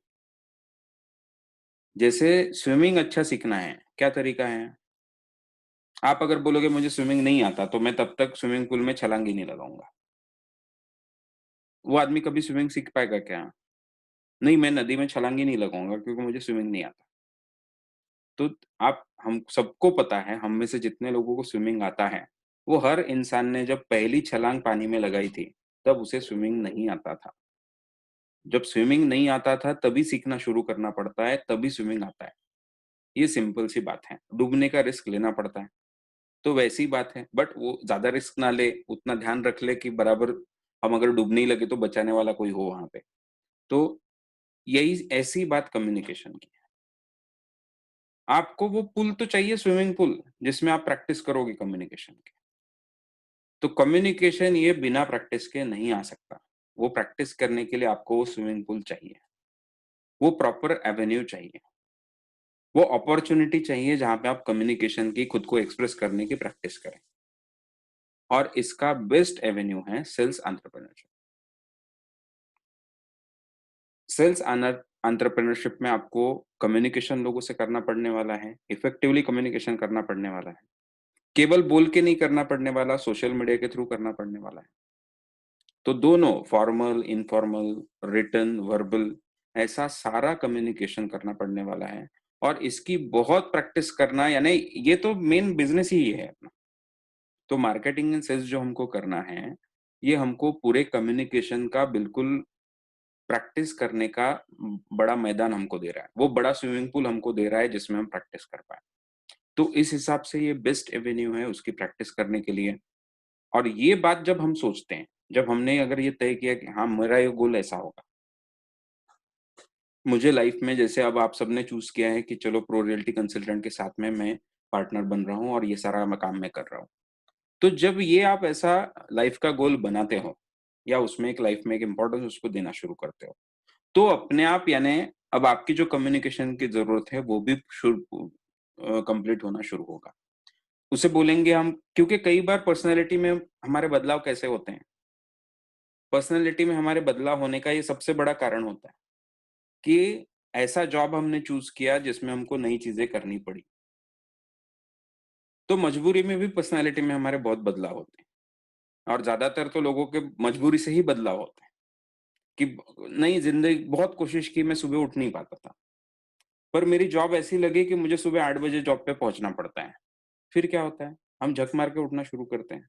शुरू में पहला 10-15 दिन बहुत डिफ़िकल्टी होती है, बाद में वो आदत पड़ जाती है, हम जल्दी उठना शुरू कर देते हैं। तो ऐसा मजबूरी में हमने कई चीज़ें सीखी होती हैं। मैं जब आपको कंप्यूटर शायद सबको नहीं पहले आता था इस्तेमाल करना, बट क्या करें? काम वैसा हुआ, सबने सीखा। अभी जैसा हुआ ऑनलाइन ट्रेनिंग, पहले लोग सोचते थे कि नहीं, एक्चुअल ट्रेनिंग ज़्यादा अच्छे होते हैं। बट कोरोना के कारण सब लोग लॉकडाउन में गए और ऑनलाइन ट्रेनिंग में लोगों को पता चला कि नहीं, इससे बहुत अच्छा ट्रेनिंग होता है। उल्टा ऑडियो ज़्यादा क्लियर सुनाई देता है, अच्छे से पीपीटी दिखता है, अच्छे से इंसान के एक्सप्रेशन दिखते हैं, कोई प्रॉब्लम नहीं है। तो देखिए, हम और जो पहले हम वो ट्रेनिंग ले नहीं पाते थे ठीक से ऑनलाइन, अभी हम ऑनलाइन भी अच्छा ट्रेनिंग ले सकते हैं। तो आप देखोगे कि अ, हमेशा हम मजबूरी में भी कई चीज़ें सीखते हैं। तो आपका जो फ़ील्ड आपने चूज़ किया है अभी, वो ऐसा है कि जिसमें कम्युनिकेशन इज़ अ मस्ट। आपको कम्युनिकेशन आप इसमें ज़रूर सीखिए। यही तो होता है। ऐसे कोइंसिडेंस की बहुत ज़रूरत होती है लाइफ़ में, जहाँ पे आपको ऐसी अपॉर्च्युनिटी मिले, ऐसा गोल आपका हो कि जिससे ऐसे बदलाव आप में हो पाए, जिससे ओवरऑल आपके लाइफ़ में बेटर पॉजिटिव बदलाव हो। तो वैसी ज़रूरत इस फ़ील्ड की है, तो इसलिए आपको उस पे ध्यान देना है।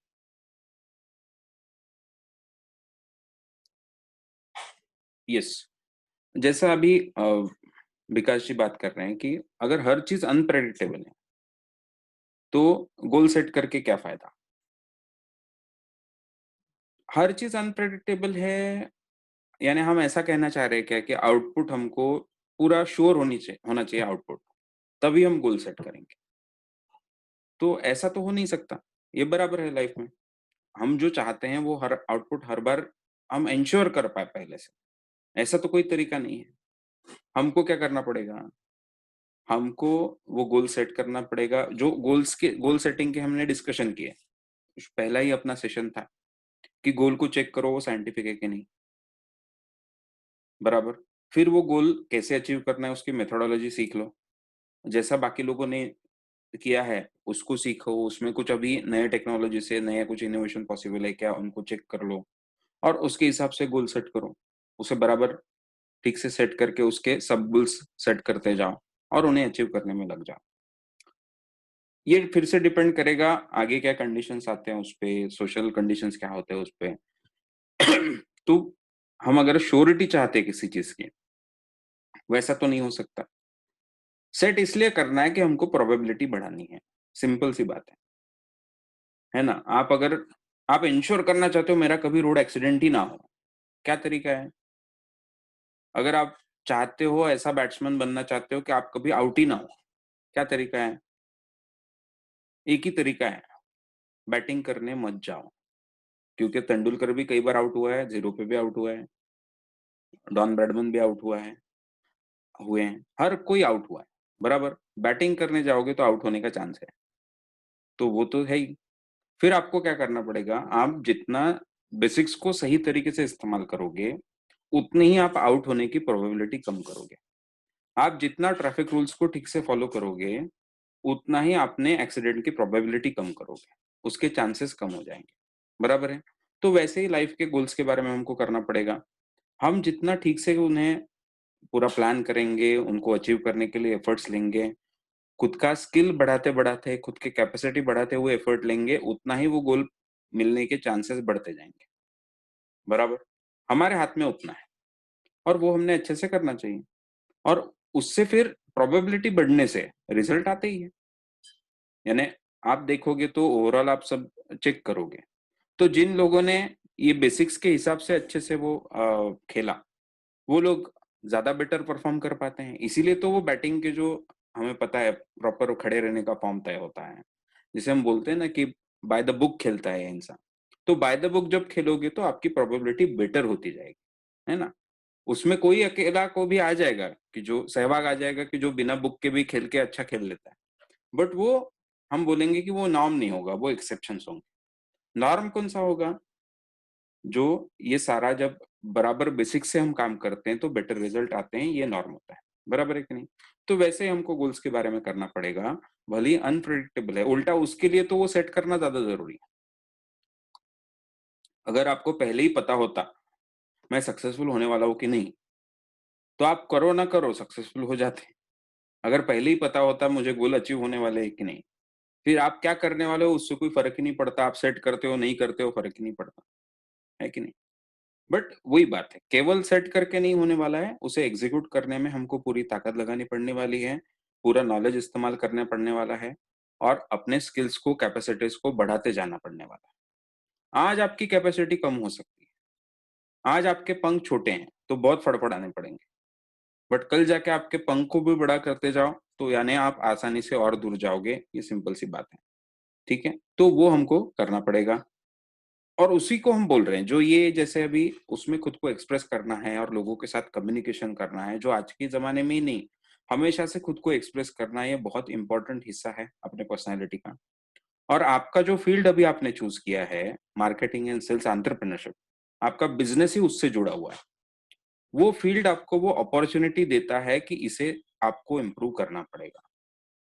अगर आपका फ़ील्ड ऐसा होता नहीं भई मैं बस कोडिंग करता हूँ सॉफ्टवेयर में, आपको लोगों का आपका कम्युनिकेशन कभी इम्प्रूव होता क्या उसमें? अब आप एक्सप्रेस करना सीखते क्या?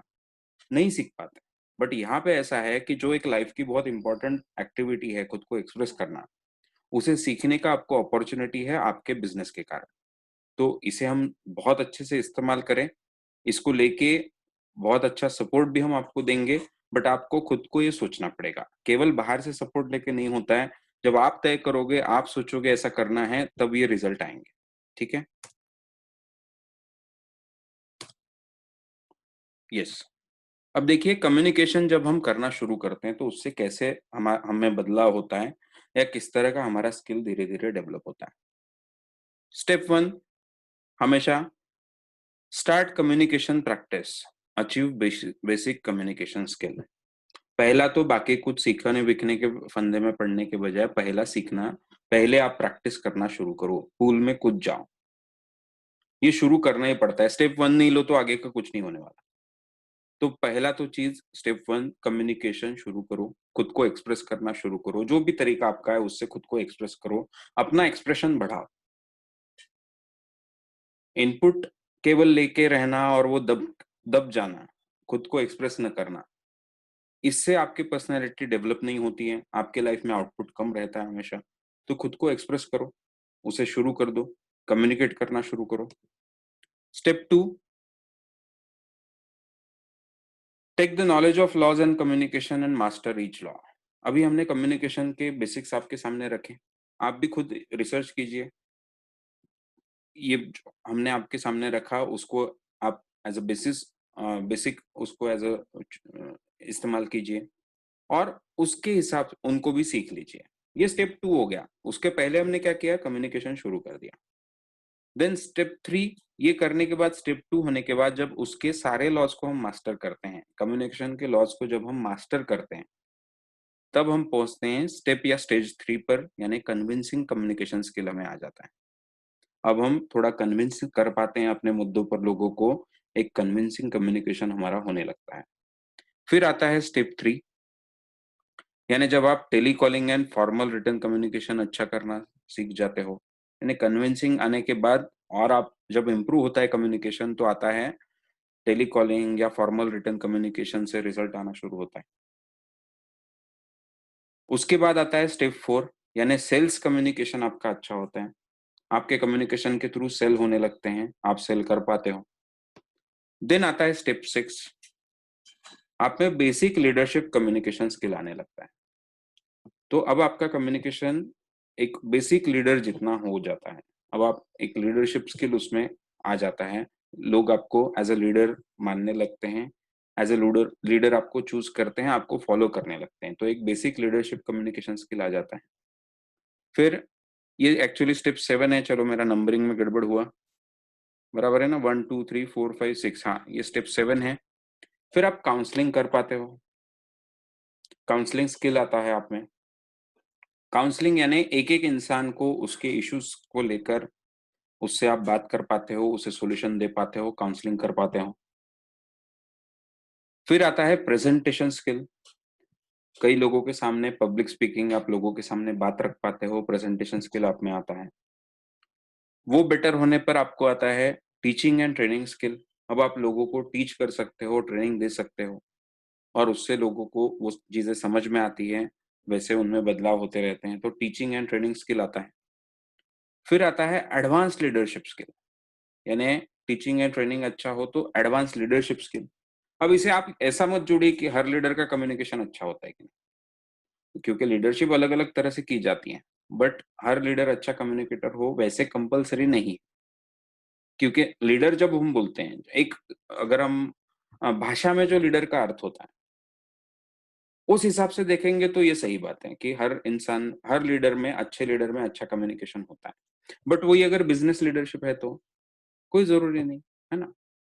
जैसे आजकल पॉलिटिकल लीडरशिप में भी आप देखिए, केवल कम्युनिकेशन जरूरी नहीं है। आपको अगर वो रोल अच्छा करना आता है, आपको काम अच्छा करना आता है, तो भी आप अच्छे लीडर हो पॉलिटिकल, है कि नहीं। तो वो अलग विषय हो गया। बट जिन्हें हम लीडर बोलते हैं, एज अ लीडर जिन्हें लोग मानते रहे हमेशा से, वो पॉलिटिकली ज्यादा बड़े हो या ना हो, उन लोगों का हमेशा कम्युनिकेशन स्किल अच्छा रहा। ठीक है, उसकी बात हम कर। तो जो पॉलिटिकल लीडर होते हैं या जो कोई बिजनेस लीडर होते हैं, केवल उनकी बात नहीं चल रही है, जिन्हें एज अ लीडर लोग मानते हैं सच में। क्योंकि पॉलिटिकल लीडर इसलिए लीडर है कि वो चुनाव जीते हैं, लोग उन्हें मानते ही है लीडर, ऐसा कंपल्सन नहीं है। तो जब लोग मानेंगे इसका मतलब है चलो, तो ऐसे में आप देखोगे कि उनका कम्युनिकेशन स्किल अच्छा होता है, तो उसे हम एडवांस लीडरशिप स्किल में हम गिन सकते हैं। ठीक है। Then entrepreneur leadership skill. अब एज ए एंटरप्रेन्योर भी आप लीडरशिप कर सकते हो, तो entrepreneur leadership skill. Then super business leadership skill. तो इसे हम बोलेंगे कि ये हो गया एंटरप्रेन्योर, यानी एक अच्छा एंटरप्रेन्योर जिस तरह से कम्युनिकेट करता है वो बात होगी। बट सुपर बिजनेस का मतलब जो एकदम बड़े एंटरप्रेन्योर्स हैं, उनका जो कम्युनिकेशन स्किल हो, उसकी हम बात कर रहे हैं, जो होता है उसकी हम बात कर रहे हैं, कि उनका कम्युनिकेशन बहुत ही अच्छा होता है, बहुत परफेक्ट होता है, पूरी टीम से वो काम कर पाते हैं, वगैरह वगैरह। तो वैसे जैसे मैंने कहा था कि कोई मैनेजर होता है किसी बिजनेस में, उसमें लीडरशिप स्किल होने की वैसे जरूरत नहीं होती, वो अपना काम करता है। तो उस हिसाब से हर बार वैसे लीडरशिप में कम्युनिकेशन स्किल हो कंपलसरी नहीं है। बट ये जो सुपर बिजनेस लीडरशिप, जो लीडर्स होते हैं बिजनेस के, तो उनका फिर कम्युनिकेशन स्किल भी वैसा आपका बन सकता है। अब ये कम्युनिकेशन देखिए, ये कोई लोग भाषण नहीं देने वाले। कम्युनिकेशन का मतलब ये नहीं होता हम भाषण दे रहे हैं। कम्युनिकेशन का मतलब है उनको जो लोगों को कहना है और उनको जो लोगों से करवाना है, वो अच्छे से करवा पा रहे हैं। तो ये उसमें की बात है, ये उससे रिलेटेड बात मैं कर रहा हूं यहाँ पर। देन स्टेप 12, इसे हम बोलेंगे करिश्मेटिक लीडरशिप स्किल। जो हम बात कर रहे थे कि ऐसे लीडर्स के जिनका करिश्मा होता है, जिनमें लोग फिदा हो जाते हैं, उनको फॉलो करते हैं। तो ऐसे जो अब हमको फ्रीडम फाइटर्स हमारे सारे पता हैं, जिनमें करिश्मेटिक लीडर्स थे, या दुनिया के बड़े-बड़े लीडर्स हमको पता होंगे जो करिश्मेटिक लीडर्स करके जाने जाते हैं। फिर वो नेल्सन मंडेला हो, फिर या वो जॉन एफ कैनेडी हो, या फिर फिडेल कास्ट्रो हो। तो ऐसे लीडर्स थे कि जो हमेशा से, यानी करिश्मेटिक लीडरशिप उनका रहा और सारी दुनिया में उनको माना जाता है उसके लिए। मार्टिन लूथर किंग हो या जो भी हो। तो ऐसे जो होते हैं, इतना कम्युनिकेशन स्किल से आप डेवलप कर सकते हो खुद को, या इस तरह से कम्युनिकेशन डेवलप होता जाता है और उससे वैसे आउटपुट आपको मिलते हैं। यानी अभी जैसे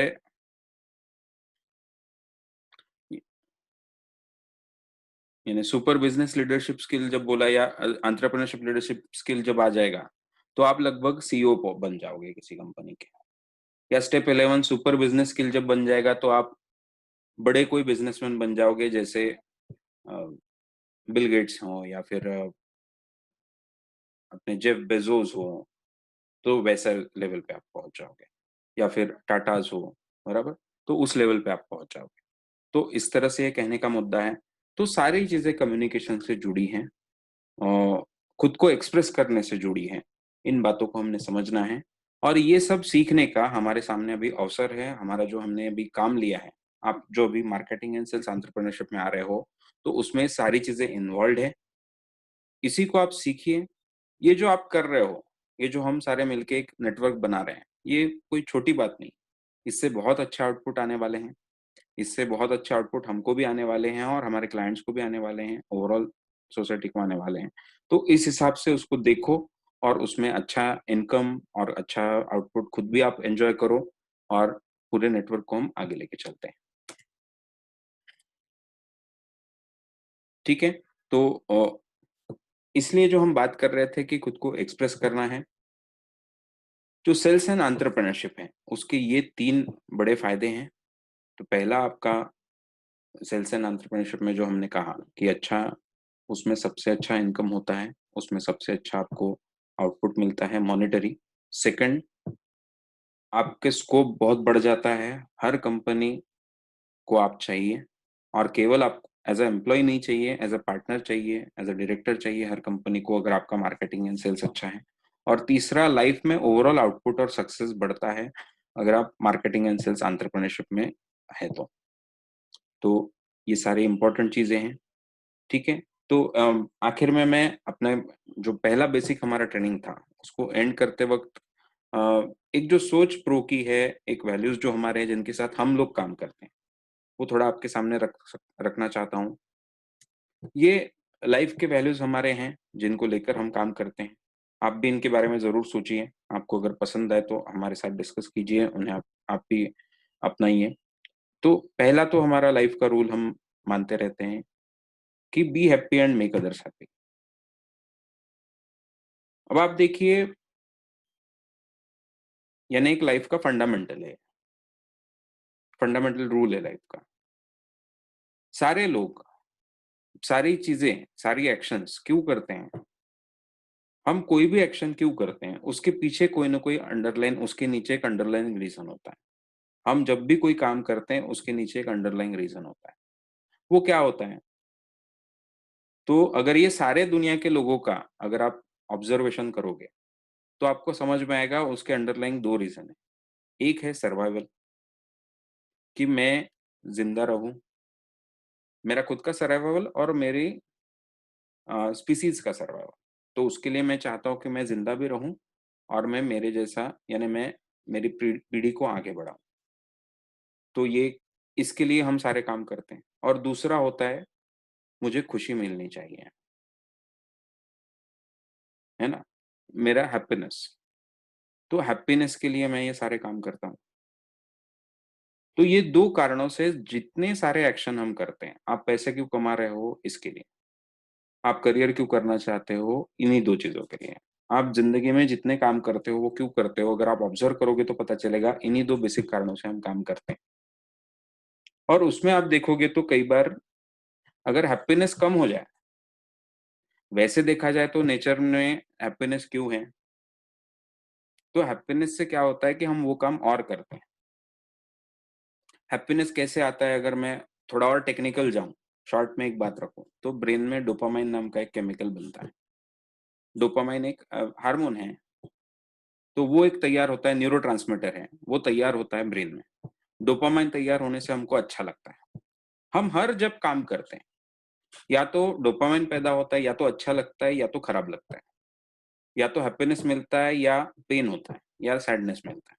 2 में से एक होता रहता है। हर काम करोगे या तो अच्छा लगेगा या तो बुरा लगेगा। 2 में से एक होता रहेगा। ऐसा हमारे ब्रेन में मैकेनिज़्म है। तो हमारी हर एक्शन, हर काम पे ऐसा होता रहता है। अगर आप हैप्पीनेस कम हो जाएगा, तो हमने देखा है कि लोग सर्वाइव भी नहीं करना चाहते फिर। डोपामाइन कम होने से हम डिप्रेशन में जाते हैं।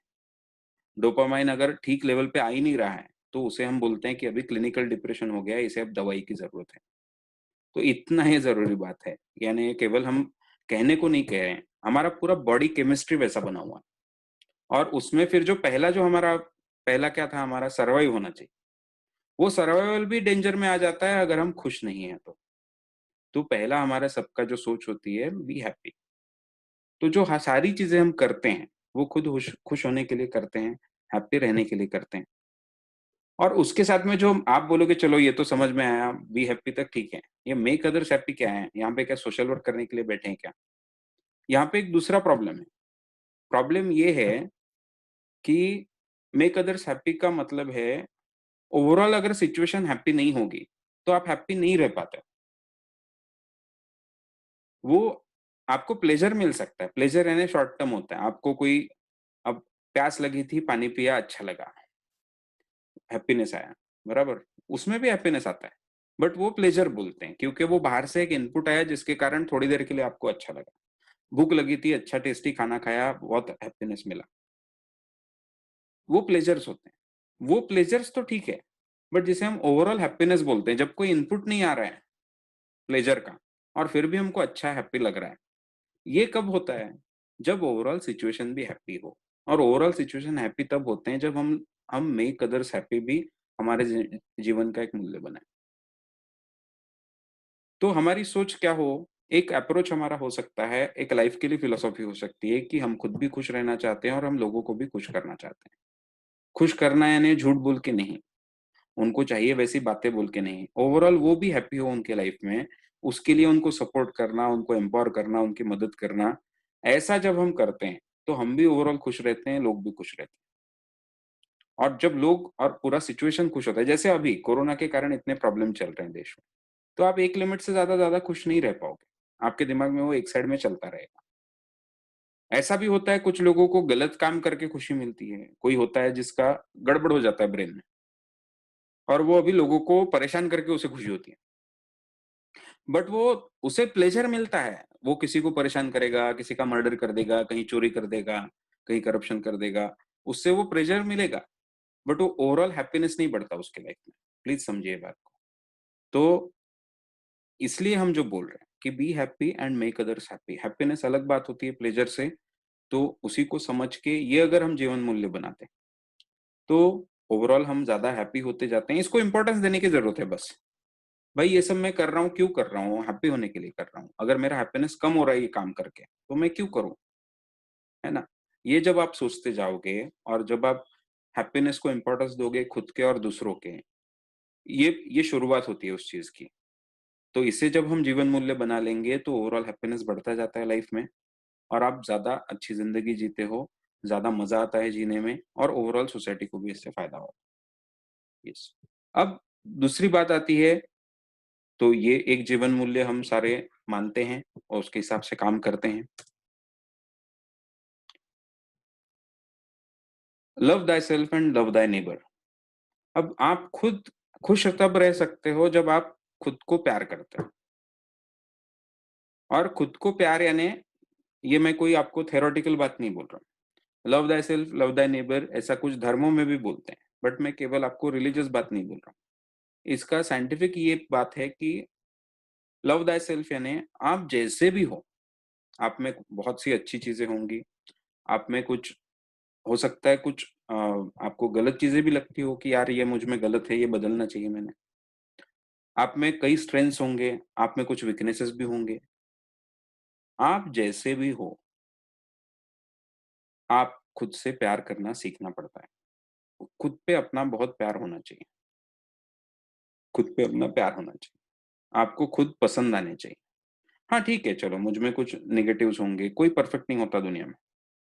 आप परफेक्ट ढूँढने जाओगे तो जो आपको आज परफेक्ट लगता है, उसका आप पर्सनल लाइफ जाके देखोगे, अंदर से जानोगे तो पता चलेगा अच्छा ये भी परफेक्ट नहीं है। दुनिया में कोई परफेक्ट नहीं होता। हर इंसान में ऐसा कुछ नहीं, बट कोई परफेक्ट नहीं होता इसका मतलब सबके स्ट्रेंथ एक जैसे होते हैं ऐसा नहीं बोल रहा हूँ मैं, और सब एक जैसे पॉजिटिव होते हैं ऐसा भी नहीं बोल रहा हूँ। परफेक्ट कोई नहीं होता, हर किसी में कुछ ना कुछ कमियां हो सकती है, आप में भी होंगी। बट जैसा भी मैं हूँ, मुझे तो खुद से प्यार करना पड़ेगा। अगर आप खुद से प्यार नहीं करते तो फिर डिफिकल्ट है। फिर यानी आप पूरा डायरेक्शन लूज हो जाता है ऐसे लोगों का जो खुद से प्यार नहीं करते। वो फिर खुश भी नहीं रह पाते। खुश कैसे रहेंगे अगर वो खुद से ही प्यार नहीं करते तो इसके लिए ज़रूरी है मैं खुद से भी प्यार करूँ। मैं खुद को जैसा हूँ वैसे एक्सेप्ट करूँ। एक्सेप्ट करने का मतलब ये नहीं होता मैं ज़िंदगी भर वैसे ही रहना चाहता हूँ। उसमें कोई कमियाँ हैं, उसमें कोई वीकनेसेस है तो उन्हें मैं दूर करने के लिए बिल्कुल सही तरीके सीख के उन्हें दूर भी करूँगा। बट तब तक मैं जैसा भी हूँ उससे मैं प्यार करूँगा। ये आपको सीखना पड़ेगा, ये हमारे मन में होना चाहिए। एंड सेकंड बात आती है लव थाय नेबर यानी जो दूसरे लोग हैं उनसे भी प्यार कीजिए। हम कहीं न कहीं ऐसा सीखते जाते हैं कि नहीं हमारे कॉम्पिटिशन करना होता है, हमें एक-दूसरे को हराना होता है। तो आप लाइफ में देखोगे तो आप फिर नेचर की बात होती है कि देखिए सारे कम्पीट करते रहते हैं नेचर में एक-दूसरे से।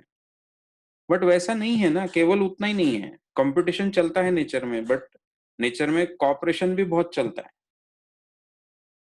एक ही स्पीशीज़ में आप देखोगे वो कॉम्पीट भी करते हैं कुछ जगह पे, कभी खाने को लेकर कॉम्पीट करेंगे, कभी अ, अपना जो जोड़ीदार होने चाहिए होता है उसको लेकर कॉम्पीट करेंगे, झगड़े करेंगे, बट कोऑपरेशन भी बहुत बड़ा होता है। शिकार करते हुए सारे कोऑपरेट करके करेंगे। और कोऑपरेशन का आप देखोगे तो ज़्यादा बड़ा हिस्सा होता है उनकी ज़िंदगी में, हर इंसान के।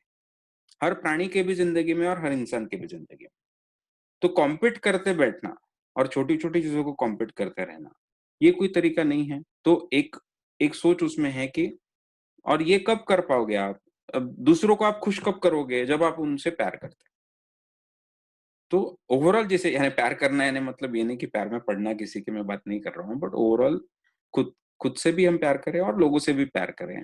एक प्यार से बर्ताव करें और सच में मन में प्यार हो लोगों के लिए, उनका अच्छा हो, वो भी खुश हो। अगर ऐसी इच्छा होगी, उसे हम प्यार बोलेंगे ना। तो वो इच्छा नहीं होगी तो आप लोगों को खुश भी नहीं करोगे, लोगों को खुश नहीं करोगे तो आप जैसा हमने कहा कि हम अकेले खुश नहीं रह पाते हैं, हम कोई आइलैंड नहीं बना पाते अपना कि जिसमें मैं बहुत खुश हूँ। तो ऐसा होता नहीं है। प्रॉब्लम है ऐसा होता नहीं। जो हमने कई बार सुना होता है बहुत ऐसा वैसे क्लीशे सेंटेंस है पर जब हम खुशियाँ बाँटते हैं तो खुशियाँ बढ़ती हैं। तो वैसी बात है। एक्चुअल में हमारे साइकोलॉजी वैसा है इसलिए प्रॉब्लम है। तो वैसी बात है। प्रॉब्लम है का मतलब यानी मैं इसलिए केवल थ्योरेटिकल बातें नहीं कर रहा हूँ आपके सामने, उसको प्रॉपर उसमें साइंटिफिक, साइकोलॉजिकल उसके पीछे रीज़निंग है, ये मैं आपको बताना चाह रहा हूँ। ठीक है? तो ये एक जीवन मूल्य है। और तीसरा जीवन मूल्य हम बोलेंगे जो बेसिक जीवन मूल्य हम बोलते रहते हैं हमेशा कि लिव एंड लेट लिव। तो खुद भी जियो और दूसरों को भी जीने दो। इसका कई लोग मतलब ऐसा निकालते हैं अपने अपना-अपना जियो, लोगों का जो होगा होने दो। इसका मतलब लिव एंड लेट लिव नहीं होता। आपने जो ये मतलब निकाला इसका मतलब होता है खुद जियो और लोगों को मरने दो, कुछ फ़र्क नहीं पड़ता आपको। वैसा उसका मतलब नहीं है। लिव एंड लेट लिव का मतलब ये है कि आप ये पहली चीज़ मानो कि जैसा आपको जीने का अधिकार है, जैसा आपको खुशी से जीने का अधिकार है, जैसा आपको फ्रीडम से जीने का अधिकार है, जैसा आपको अपने विचारों के हिसाब से जीने का अधिकार है, वैसा ही दूसरों को भी अधिकार है। उनके खुशी से के लिए जीने का, उनके लाइफ जीने का, उनके हिसाब से, उनके फ्रीडम से जीने का। कब तक? जब तक आप किसी दूसरे का नुकसान नहीं कर रहे हो। तो जब तक आप एक्चुअल किसी दूसरे को हर्ट नहीं करते हो, नुकसान नहीं करते हो, वहां तक आपका फ्रीडम जैसे है, वैसे ही उनका भी फ्रीडम है वहां तक। और ये बहुत बड़ा दायरा होता है। हम किसी का बुरा किए बिना, हर्ट किए बिना बहुत बड़ी जिंदगी जी सकते हैं। ऐसा कुछ नहीं कि हर बार मुझे दूसरों के बारे में सोच के रुकना पड़ता है, ऐसा कुछ नहीं होता। गलत चीजें जब करते हैं तभी रुकना पड़ता है। तो इसलिए इसके पीछे की सोच ये है, लिव एंड लेट लिव का मतलब ये है कि खुद भी जियो अच्छे से, और लोगों का जो जीने का हक है उसे भी मानो। उनके जो विचार होते हैं वो उनके विचार होने वाले हैं, वो रहने वाले हैं। उसमें हमको उन्हें सपोर्ट करना है। अगर आप, जैसे अभी आपने किसी से बात की, उनको समझाया कि चलिए आपने मार्केटिंग किया उन तक, उनको अच्छा रियल एस्टेट की कोई चीज दिखाई, उनको अच्छा कोई कोर्स बताया, ये बहुत अच्छा है, आप जरूर सोचिए, करिए। अब वो अगर उन्होंने बोला कि उन्होंने सब सुना, हम क्यों कर रहे हैं? एक ये हम भी कर रहे हैं कि हमारा काम भी है, बिजनेस भी है, बट उससे उनको आउटपुट भी मिलने वाला है। यानी कोई ट्रेनिंग होता है, देखिए कोई ट्रेनिंग होता है। अब जैसा हमारा कहना है कि ये कनेक्टर, एडवाइजर एंड फ्रेंचाइजी एक बहुत अच्छा इनकम कमाने वाले हैं और कमाते रहते हैं। तो हम जब ये बोल रहे हैं, अब ये कब कमा पाओगे कि ये ट्रेनिंग उसका एक बड़ा हिस्सा होगा। ये ट्रेनिंग के कारण वो आप अच्छा आउटपुट ले पाओगे, अच्छा इनकम आपका शुरू हो जाएगा। अभी जो ट्रेनिंग अपना कंप्लीट होगा और उसके बाद आप काम करोगे, तो ट्रेनिंग उसकी शुरुआत होगी, प्लस आपको एफर्ट भी लेने पड़ेंगे। ट्रेनिंग में जो खर्चा हुआ वो छोटा-सा होता है, उससे जो आउटपुट मिलेगा, वो कितना बड़ा होगा। तो वैसी बात है, वैसा आप लोगों के लिए कर रहे हो, लोगों को बता रहे हो, समझा रहे हो। बट लोगों ने अगर बोला कि नहीं, फिर भी अगर आप में से, अब ऐसा तो होगा ही ऑब्वियसली, जब हम मार्केटिंग वगैरह करते हैं, सेल्स करते हैं, तो कितना परसेंट आएगा रिजल्ट? 10%, 15%, 20%। यानी 80, 10, 100 में से 80 लोग वो नहीं करेंगे, 20 लोग ही करेंगे। तो हमको वो 80 लोगों का ना करने का भी जो उनका हक है, वो मानना पड़ेगा। उससे बुरा मान के नहीं चलेगा। अरे भाई, मैंने मेरा काम किया अच्छे से, तू तय कर, तेरा डिसीजन तू ले, तुझ पे है कि नहीं? तो इसे हम जैसे बोलते हैं, ये हो गया लिव एंड लेट लिव। ठीक है? तो दूसरों को भी जीने दो, पूरी जीने की आज़ादी दो, उनके जीने की आज़ादी को एक्सेप्ट करो और वैसे जियो। आपके हिसाब से दुनिया नहीं चलने वाली, दुनिया अपने हिसाब से चलती है, बट हम सारे दुनिया को इन्फ्लुएंस कर पाते हैं, है कि नहीं? आप अगर किसी से बात नहीं करते, तो आप इन्फ्लुएंस नहीं कर पाओगे, कम्युनिकेट नहीं करते हो, एक्सप्रेस नहीं करते हो, तो इन्फ्लुएंस नहीं कर पाओगे। पर अगर आप कम्युनिकेट करते हो, समझिए आप फेसबुक पे कम्युनिकेट करते हो, आपके 5,000 दोस्त हैं, तो उनसे आप जो भी बताते हो, लिखते हो, पोस्ट करते हो, उससे उनमें बदलाव हो सकता है। इन्फ्लुएंस बदलता है। आप पॉलिटिकल लीडर बन के आप ज्यादा लोगों को इन्फ्लुएंस कर पाओगे, बराबर। आप कल जाके जैसे कोई बिजनेस लीडर बन गए, तो आप और ज्यादा लोगों को इन्फ्लुएंस कर पाओगे, यानी पॉलिटिशियन से कम, बट फिर भी बहुत ज्यादा। तो ऐसी बात है। तो लोग बदलते हैं, हम इन्फ्लुएंस कर पाते हैं, बट हम पूरा कंट्रोल नहीं कर पाने वाले लोगों को। ये बात समझना, यानी लिव एंड लेट लिव, कि दुनिया मेरे हिसाब से नहीं चलने वाली। मैं दुनिया में कोई प्रभाव डाल सकता हूँ, वो प्रभाव मुझे बढ़ाना चाहिए, वो मैं बढ़ा सकता हूँ, बट फिर भी दुनिया मेरे हिसाब से नहीं चलने वाली। हर किसी का हिसाब होता है, उसके हिसाब से वो चलने वाला होता है। उसमें कोई बुरा मानने जैसी बात नहीं है ना? वो अपने हिसाब से जी रहे हैं, मैं अपने हिसाब से जी रहा हूँ। मुझे जो करना है, अच्छा बुरा वो करता जाऊंगा, ज्यादा से ज्यादा अच्छा करने की कोशिश करूंगा, खुद के लिए भी, लोगों के लिए भी। दुनिया अपने हिसाब से जीते रहेगी, मैं भी अपने हिसाब से जीता हूँ। तो ये सोचना, यानी लिव एंड लेट लिव है। तो ये कुछ जीवन मूल्य हैं जिनको लेकर हम जैसे हम सारे लोग ये जीवन मूल्यों को, ये बेसिक जीवन मूल्य हैं जो आपको हर जगह दिखाई देंगे। यानी आपको धर्मों में दिखाई देंगे, आपको सारे सोच में दिखाई देंगे, आपको सारे देशों के कॉन्स्टिट्यूशन में भी दिखाई देंगे। तो उसके पीछे का बेस ये होता है। ये समझ के जब हम जीते हैं, तो एक अच्छा हम लाइफ जी पाते हैं। इसलिए मैंने आपके सामने, हमने ट्रेनिंग का ये हिस्सा रखा और आपके सामने रखा। इन सारी बातों पे सोचिए, इन पे हम सारे डिस्कस कर सकते हैं, इस पे हम बात कर सकते हैं, ठीक है? आज का हमारा सेशन यहीं पे खत्म होता है। आपके कुछ अभी सवाल है, आपको कुछ डिस्कशन करना है तो हम कर सकते हैं, वरना हम अभी रुक सकते हैं।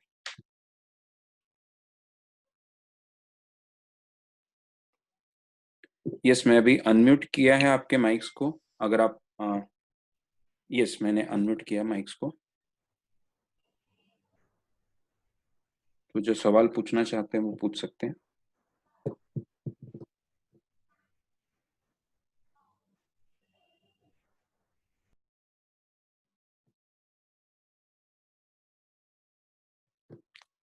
मैंने किया है अनम्यूट सारे माइक्स को।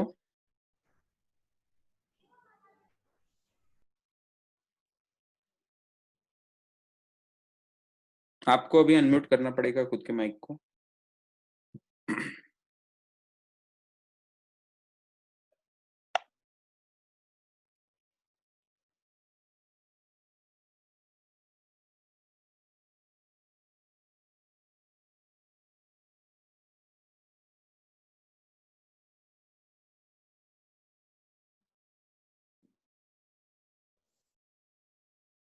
यस विकास, हाँ यस हाँ आपका हो गया अभी अनम्यूट। हाँ, अभी हुआ सर। या मेरा पूछना था सर, वो जो लास्ट क्लास जो हुआ था हमारा, हम्म, उसमें उसमें जो वो मतलब कमीशन दिखाए थे सर, वो जो यस 11 12 और 13 14 जो थे, करेक्ट, उसमें सर 15 और 20% जो कमीशन थे, यस। तो उसका वो आता है सर। जब मैंने निकाला तो वो किसके बेसिस, मतलब 3 लाख या 4 लाख पे निकालेंगे सर वो कमीशन? वो मतलब वो अभी हमने क्या किया हाँ। था, उसमें हमने बताया था आपको कि ये कैटेगरी में एक एवरेज टिकट साइज कितना होता है। यानी हम्म समझिए अगर कोई कैटेगरी है उसमें आपको 15 लाख से भी कोई चीज मिलती है। एक हम्म कोई प्रोजेक्ट हो सकता है जिसमें वो एक ये आपको 15 लाख में मिलता हो। समझिए आप पकड़ हम्म लीजिए कि जैसे अभी अ, जैसे कमर्शियल प्रॉपर्टी में है और उसमें शॉप है, हम्म और वो शॉप हम्म समझिए अभी अफोर्डेबल में है। तो अफोर्डेबल में ही आपको 15 लाख से या 10 लाख से शॉप मिलना शुरू हो जाएगा। बट वो अफोर्डेबल का हम्म मतलब क्या है, कहाँ पे है, ये इसका लोकेशन कहाँ पे है। अफोर्डेबल जो सारे हम बोलते हैं कंस्ट्रक्शंस, वो सारा लोकेशन हम्म होता है ग्रीनफील्ड, यानी सिटी के अभी 10 किलोमीटर बाहर। सिटी का जो बाउंड्री है हम्म उसके 10 किलोमीटर बाहर, हम्म वहां पे अफोर्डेबल हम्म होता है सारा। अफोर्डेबल में आपको शॉप मिल जाएगा 10 लाख से लेकर तो समझिए 30 लाख तक का, depending on the hmm size, depending on area वगैरह सारा। 30 लाख, हम्म 40 लाख, 50 लाख जो भी होगा वहां पे मिल रहा है। ये रेंज है, बट एवरेज में कितने का रेंज है समझिए, वो एवरेज में अगर निकालोगे तो 20 लाख का शॉप है एवरेज में। हाँ। वो उस 20 लाख में हमने बोला उसका कमीशन हमने आपको बताया, बराबर। हम्म हम्म अफोर्डेबल में वो अगर 40 लाख का है उसमें भी लगभग वही परसेंट में कमीशन मिल जाएगा। हम्म ठीक है। तो इसलिए वो एक अंदाजा हम देना चाह रहे हैं कि अलग अलग जगह पे किस तरह के कमीशन स्ट्रक्चर होते हैं। ठीक है। तो इसलिए वो फिर वो नंबर जो और लाया सर ना हमने, वो नंबर हमने बोला है, वो जो एवरेज हमने बोला हर बार टिकट साइज, उसका हमने वो नंबर दिया है। बट अपना जो प्रोजेक्ट होगा एक्चुअल जो हमारे पास सेल के लिए आएगा, उसके तो एग्जैक्ट नंबर होगा ना अपने पास में, और उसमें कितना कमीशन मिलने वाला है टोटल अपने को।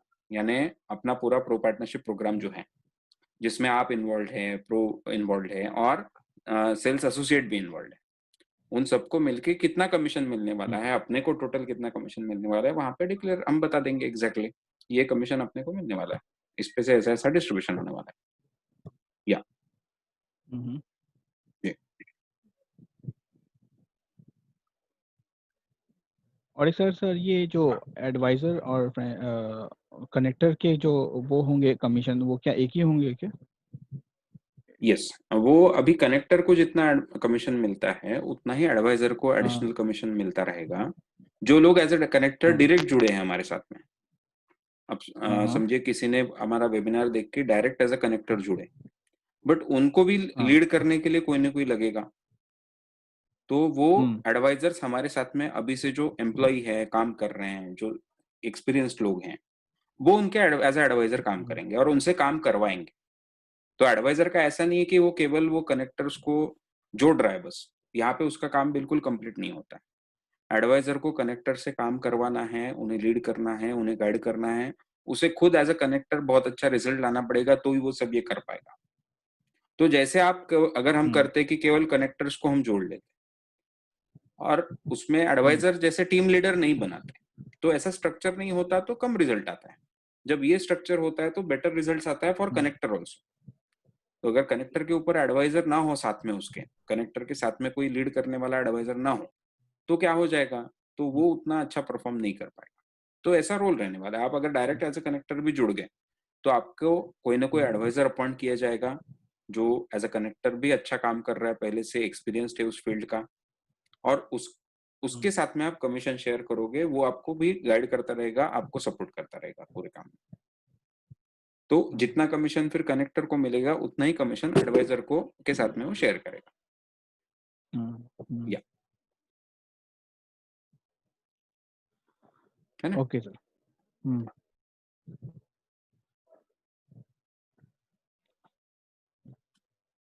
और उसका जो ये जो रेशो परसेंटेजेस हैं, वो एक अंदाजा हमने आपको पूरा रेसिडेंशियल में दे दिया कि किस तरह से उसको डिवाइड करेंगे, कनेक्टर को एग्जैक्ट कितना डिवाइड कर सकते हैं, कनेक्टर का रोल जो मार्केटिंग साइड का रोल है उसमें कितना डिवाइड कर सकते हैं, है ना? और उसमें मिनिमम जो हमको दिखा था वो अराउंड 25,000 के भी ऊपर था। तो केवल ऐसा मार्केटिंग करके, और जो हमको एवरेज दिख रहा है कि साल महीने के 5 और साल में 60 तो कनेक्टर के थ्रू भी आ जाएंगे, तो उसको आप मल्टीप्लाई कीजिए तो वो आपका इनकम हो गया। तो 5 इंटू एटलीस्ट 25, तो 1,25,000, है ना? तो that is a handsome monthly income for that role. ये बात समझिए आप, है कि नहीं? ऐसा ब्रोकरेज करके भले ही आपको परसेंटेज बेटर मिलते जाए, बट उसमें इतने आउटपुट लाना नहीं पॉसिबल ना, वैसा काम करके। जो ये पूरा स्ट्रक्चर है उसके कारण एक लिमिटेड रोल आपको करना है, तो उसमें आप भी ज्यादा अच्छा आउटपुट दोगे। और हर स्पेसिफाइड रोल हो गए, हर हर किसी को की एक्सपर्टाइज के हिसाब से रोल डिवाइड हो गए, और सारा मॉडर्न मार्केटिंग मेथोडोलॉजी को हम यूज कर रहे हैं, जैसे ऑनलाइन मार्केटिंग हो, डिजिटल मार्केटिंग हो, सोशल मीडिया पे तो सारी चीजें होना, और वेबिनार्स भी, ये सारा हम इस्तेमाल कर रहे हैं और इसका पूरा सपोर्ट दे रहे हैं। इससे ये ओवरऑल नंबर ऑफ डील्स बढ़ने वाला है और आपका उल्टा इंश्योर भी होने वाला है, यानी नंबर ऑफ डील्स भी बढ़ने वाले हैं एक, प्लस देखिए आप कैसे नेटवर्क बना रहे हो, है ना? तो ऐसा नहीं कि आपको हर बार उतनी मेहनत करनी पड़ी, आप एक नेटवर्क बनाते जाओ, उसे डेवलप करने के लिए कुछ बेसिक चीजें करते रहो, धीरे धीरे आउटपुट बहुत सा ऑटोमेटिक भी आता जाएगा। तो एफर्ट्स अपने कम होते जाएंगे और अपने जो डील्स हैं उसके नंबर अपने और स्ट्रांग होते जाएंगे, प्लस वो स्टेडी रहेंगे हमेशा। ऐसा नहीं होगा कि जैसे अभी एज अ ब्रोकर आप काम करते हो कहीं पे, तो वहां पे देखिए आपका कैसा होगा कि आपने काम नहीं किया तो कुछ जीरो रिजल्ट आएगा। यहाँ पे ऐसा नहीं होने वाला, आपको बेसिक थोड़ा सा भी काम करते रहोगे, उसमें से आउटपुट बढ़ता भी जाएगा और ज्यादा स्टेडी और स्ट्रांग आता जाएगा।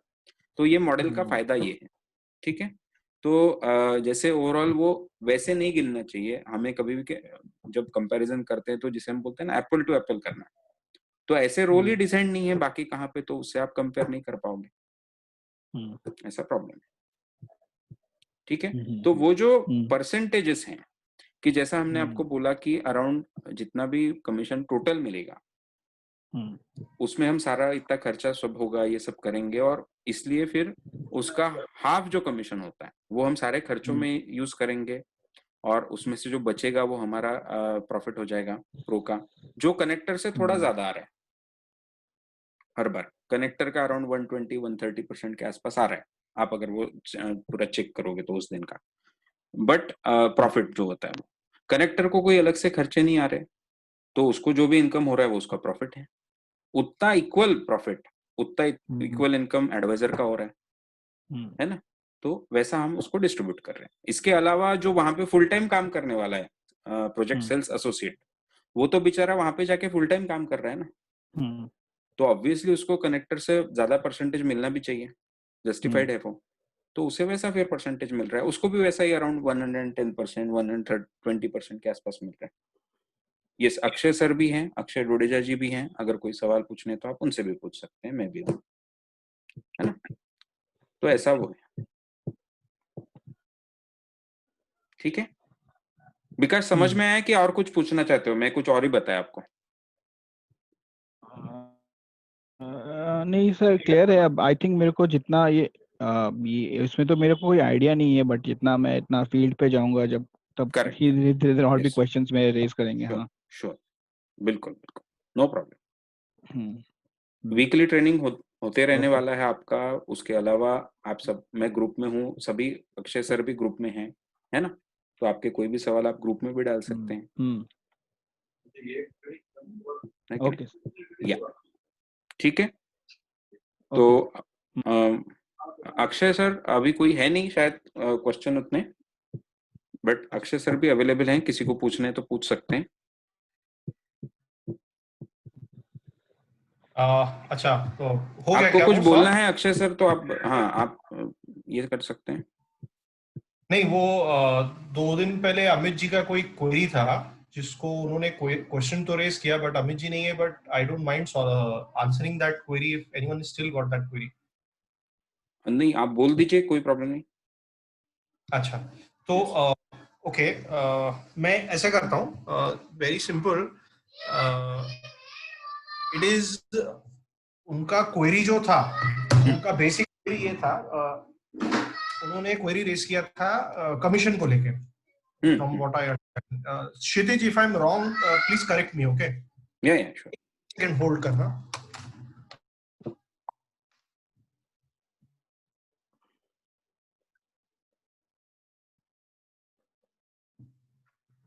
सॉरी। सो उनका क्वेरी था, एक था ब्रोकरेज को लेके, और हाँ, तो सबसे पहली बात, जो हम लोग ने उस दिन शो किया था, जो चार्ट शो किया था, वो चार्ट एक चार्ट था, it which was which was supposed to explain how we are going to divide the commission, which the entire deal which we are going to get from the developer, right? उसमें marketing का एक portion है, उसमें commissions है, उसमें management है, बहुत सारी चीजें हैं। तो इसमें वी वर वेरी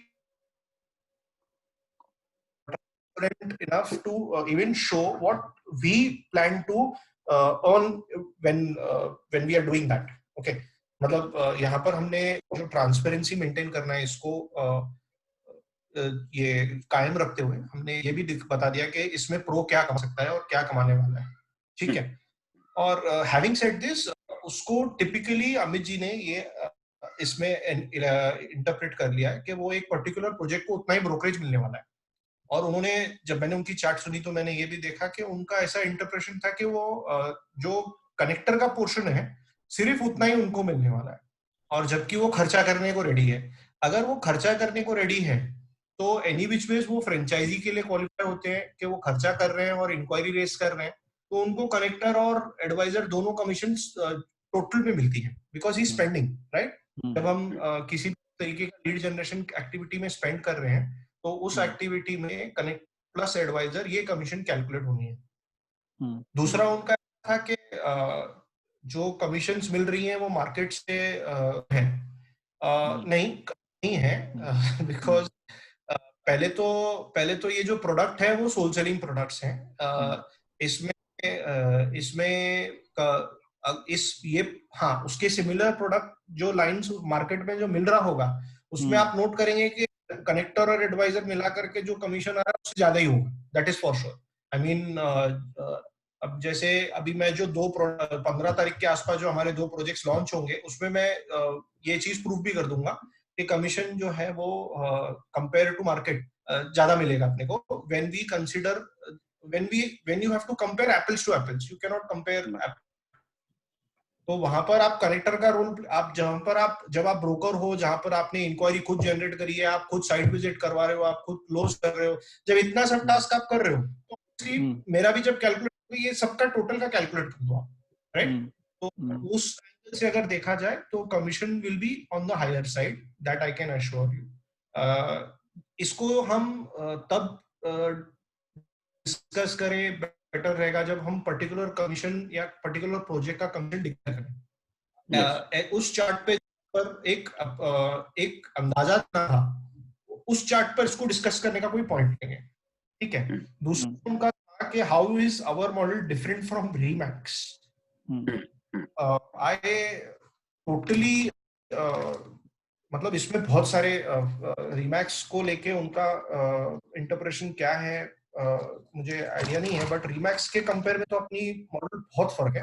सबसे पहले तो Remax कभी डायरेक्ट आया या सोल सेलिंग का कोई प्रॉमिस कमिटमेंट ऐसा देता नहीं है, राइट? हम वो दे रहे हैं प्रोजेक्ट, जो भी प्रोजेक्ट हम उठाएंगे, it will be one of the we will have a good hold on that project. I mean, वो पूरा प्रोजेक्ट में एक पर्टिकुलर नंबर ऑफ क्वांटिटी हमारे पास अंडरराइट की हुई रहेगी, या हमारे पास उसकी सेलिंग रहेगी, टैक्स के पास नहीं रहता है। और ऐसा होने के वजह से उसके रेट और उसकी सेलेबिलिटी को हम ज्यादा बेटर कर सकते हैं, ठीक है? दूसरा, हम जो कनेक्टर और एडवाइजर मॉडल बताते हैं, ऐसा कोई मॉडल रीमैक्स में है ही नहीं। तीसरा, हम गारंटी भी दे रहे हैं कमीशन का, जो रीमैक्स देता नहीं है। रीमैक्स डजंट गारंटी और कमीशन। आप रीमैक्स के थ्रू माल बिकवा रहे हो, डेवलपर ने अगर आपका कमीशन पे नहीं किया तो रीमैक्स उसका कोई गारंटी नहीं देता है, हम वो भी लेते हैं। और फ्रेंचाइज, और उनका ऐसा था कि फ्रेंचाइजी को वो लोग कुछ फ्री का इंक्वायरी वगैरह देते नहीं है, वेयर हमारे मॉडल में अगर आप देखेंगे तो a franchisee gets free inquiries after the first sale, मतलब जैसे ही वो सेल करेगा तो उतना उसको इंक्वायरीज भी हम दे रहे हैं। सो हमारा मॉडल है, it is totally different than Remax, right? दूसरा, हम लोग है नेटवर्क मार्केटिंग पे, हम उसको इसके साथ में एक्चुअली कंपेयर करना कोई पॉइंट ही नहीं है, बट स्टिल मैंने अपना पॉइंट रेस करने के लिए वो बता दिया। और दूसरा, हम लोग ये सब जो कर रहे हैं जिसमें कनेक्टर और एडवाइजर के लेवल पे लीड जनरेशन का कोई खर्चा नहीं है, right? So we are doing it out of network marketing, not out of spend on, or Remax में you have to spend. I mean, if you want to generate leads, Remax doesn't spend for you and give you leads. So you have to spend. इतना बड़ा फर्क है। सो ये 2 points मैंने समझा था। इसके अलावा अगर कोई सवाल रह जाता है तो please feel absolutely free to give me a call also. I mean, I will be more than glad and happy to address all the queries which are there. As far as Amit की बात है, he did not wanted to discuss this topic only after that session. So any which was, that is his point of view. I am available for discussion or any query which is arising. I'm available on the phone also. Everyone is absolutely free to give me a call whenever possible. Right? Sure, sure, sir. So Kshitij, I think अगर कोई query रह जाती है, so फिर भी कोई query रह जाती है तो please feel free to give me a call. Yes. I think ज्यादा participants तो है नहीं, but जितने हैं तो उसमें we've recorded the session also, so it should be clear for everyone. Correct. Correct. उन्होंने और पहले ही सेशन वो में वो आए थे ना? हाँ, उनका एक्चुअली पहला ट्रेनिंग भी नहीं उन्होंने पूरा अटेंड किया था। एक्चुअली इसमें मिस्टेक मैं बोलूंगा कि हमारी भी है। हमारी मिस्टेक ये है कि हमने स्टार्टिंग के ट्रेनिंग सेशंस, और जब हम जो ट्रेनिंग सेशंस में सारे लोग हैं, उस ट्रेनिंग सेशंस में वो थे ही नहीं, तो प्रोबेबली उनका इंटरप्रिटेशन रॉन्ग होना एक एविडेंट बात थी। So we should not have actually, this is one learning for us also, that going forward what we will do is we will keep separate batches को। एक बार कोई बैच स्टार्ट हो जाएगी तो पीछे जो नया आएगा उसको उस बैच में ऐड कर लो, अवेलेबल कर दो, फ्री कर दो, ऐसा नहीं करेंगे हम। What we will do is we will stick to the fact कि सर आप नेक्स्ट बैच से ट्रेनिंग ले लो, no problem. So that waiting period we will keep it as mandatory. Yeah yes, ठीक है। आई थिंक आपका session कैसा रहा क्षितिज?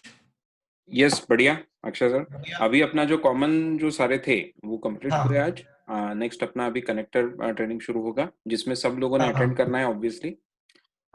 यस, कनेक्टर्स के अपने 2 सेशन, 2 से 3 या पर 2 में हम कंप्लीट करने की कोशिश करते हैं। फिर एडवाइजर सेशन में एडवाइजर सर और फ्रेंचाइजी दोनों रहेंगे, कनेक्टर्स उसमें नहीं अटेंड करेंगे, और फिर फ्रेंचाइजी वाला process. Fine, perfect. So meanwhile, we are also working very hard on good project launches. We soon have projects also launched. Correct. Now as the trainings are nearing end, अभी types अपने ready हो जाएंगे तब तक। Yeah, sure. Okay. Anything else from my side? No, thank you. Chalo, great. Thank you, Kshitij. Thank you all for attending the training. Thank you all, everyone. मिलते हैं next day after tomorrow. Okay. Good. Thank you. Good night all. Bye bye.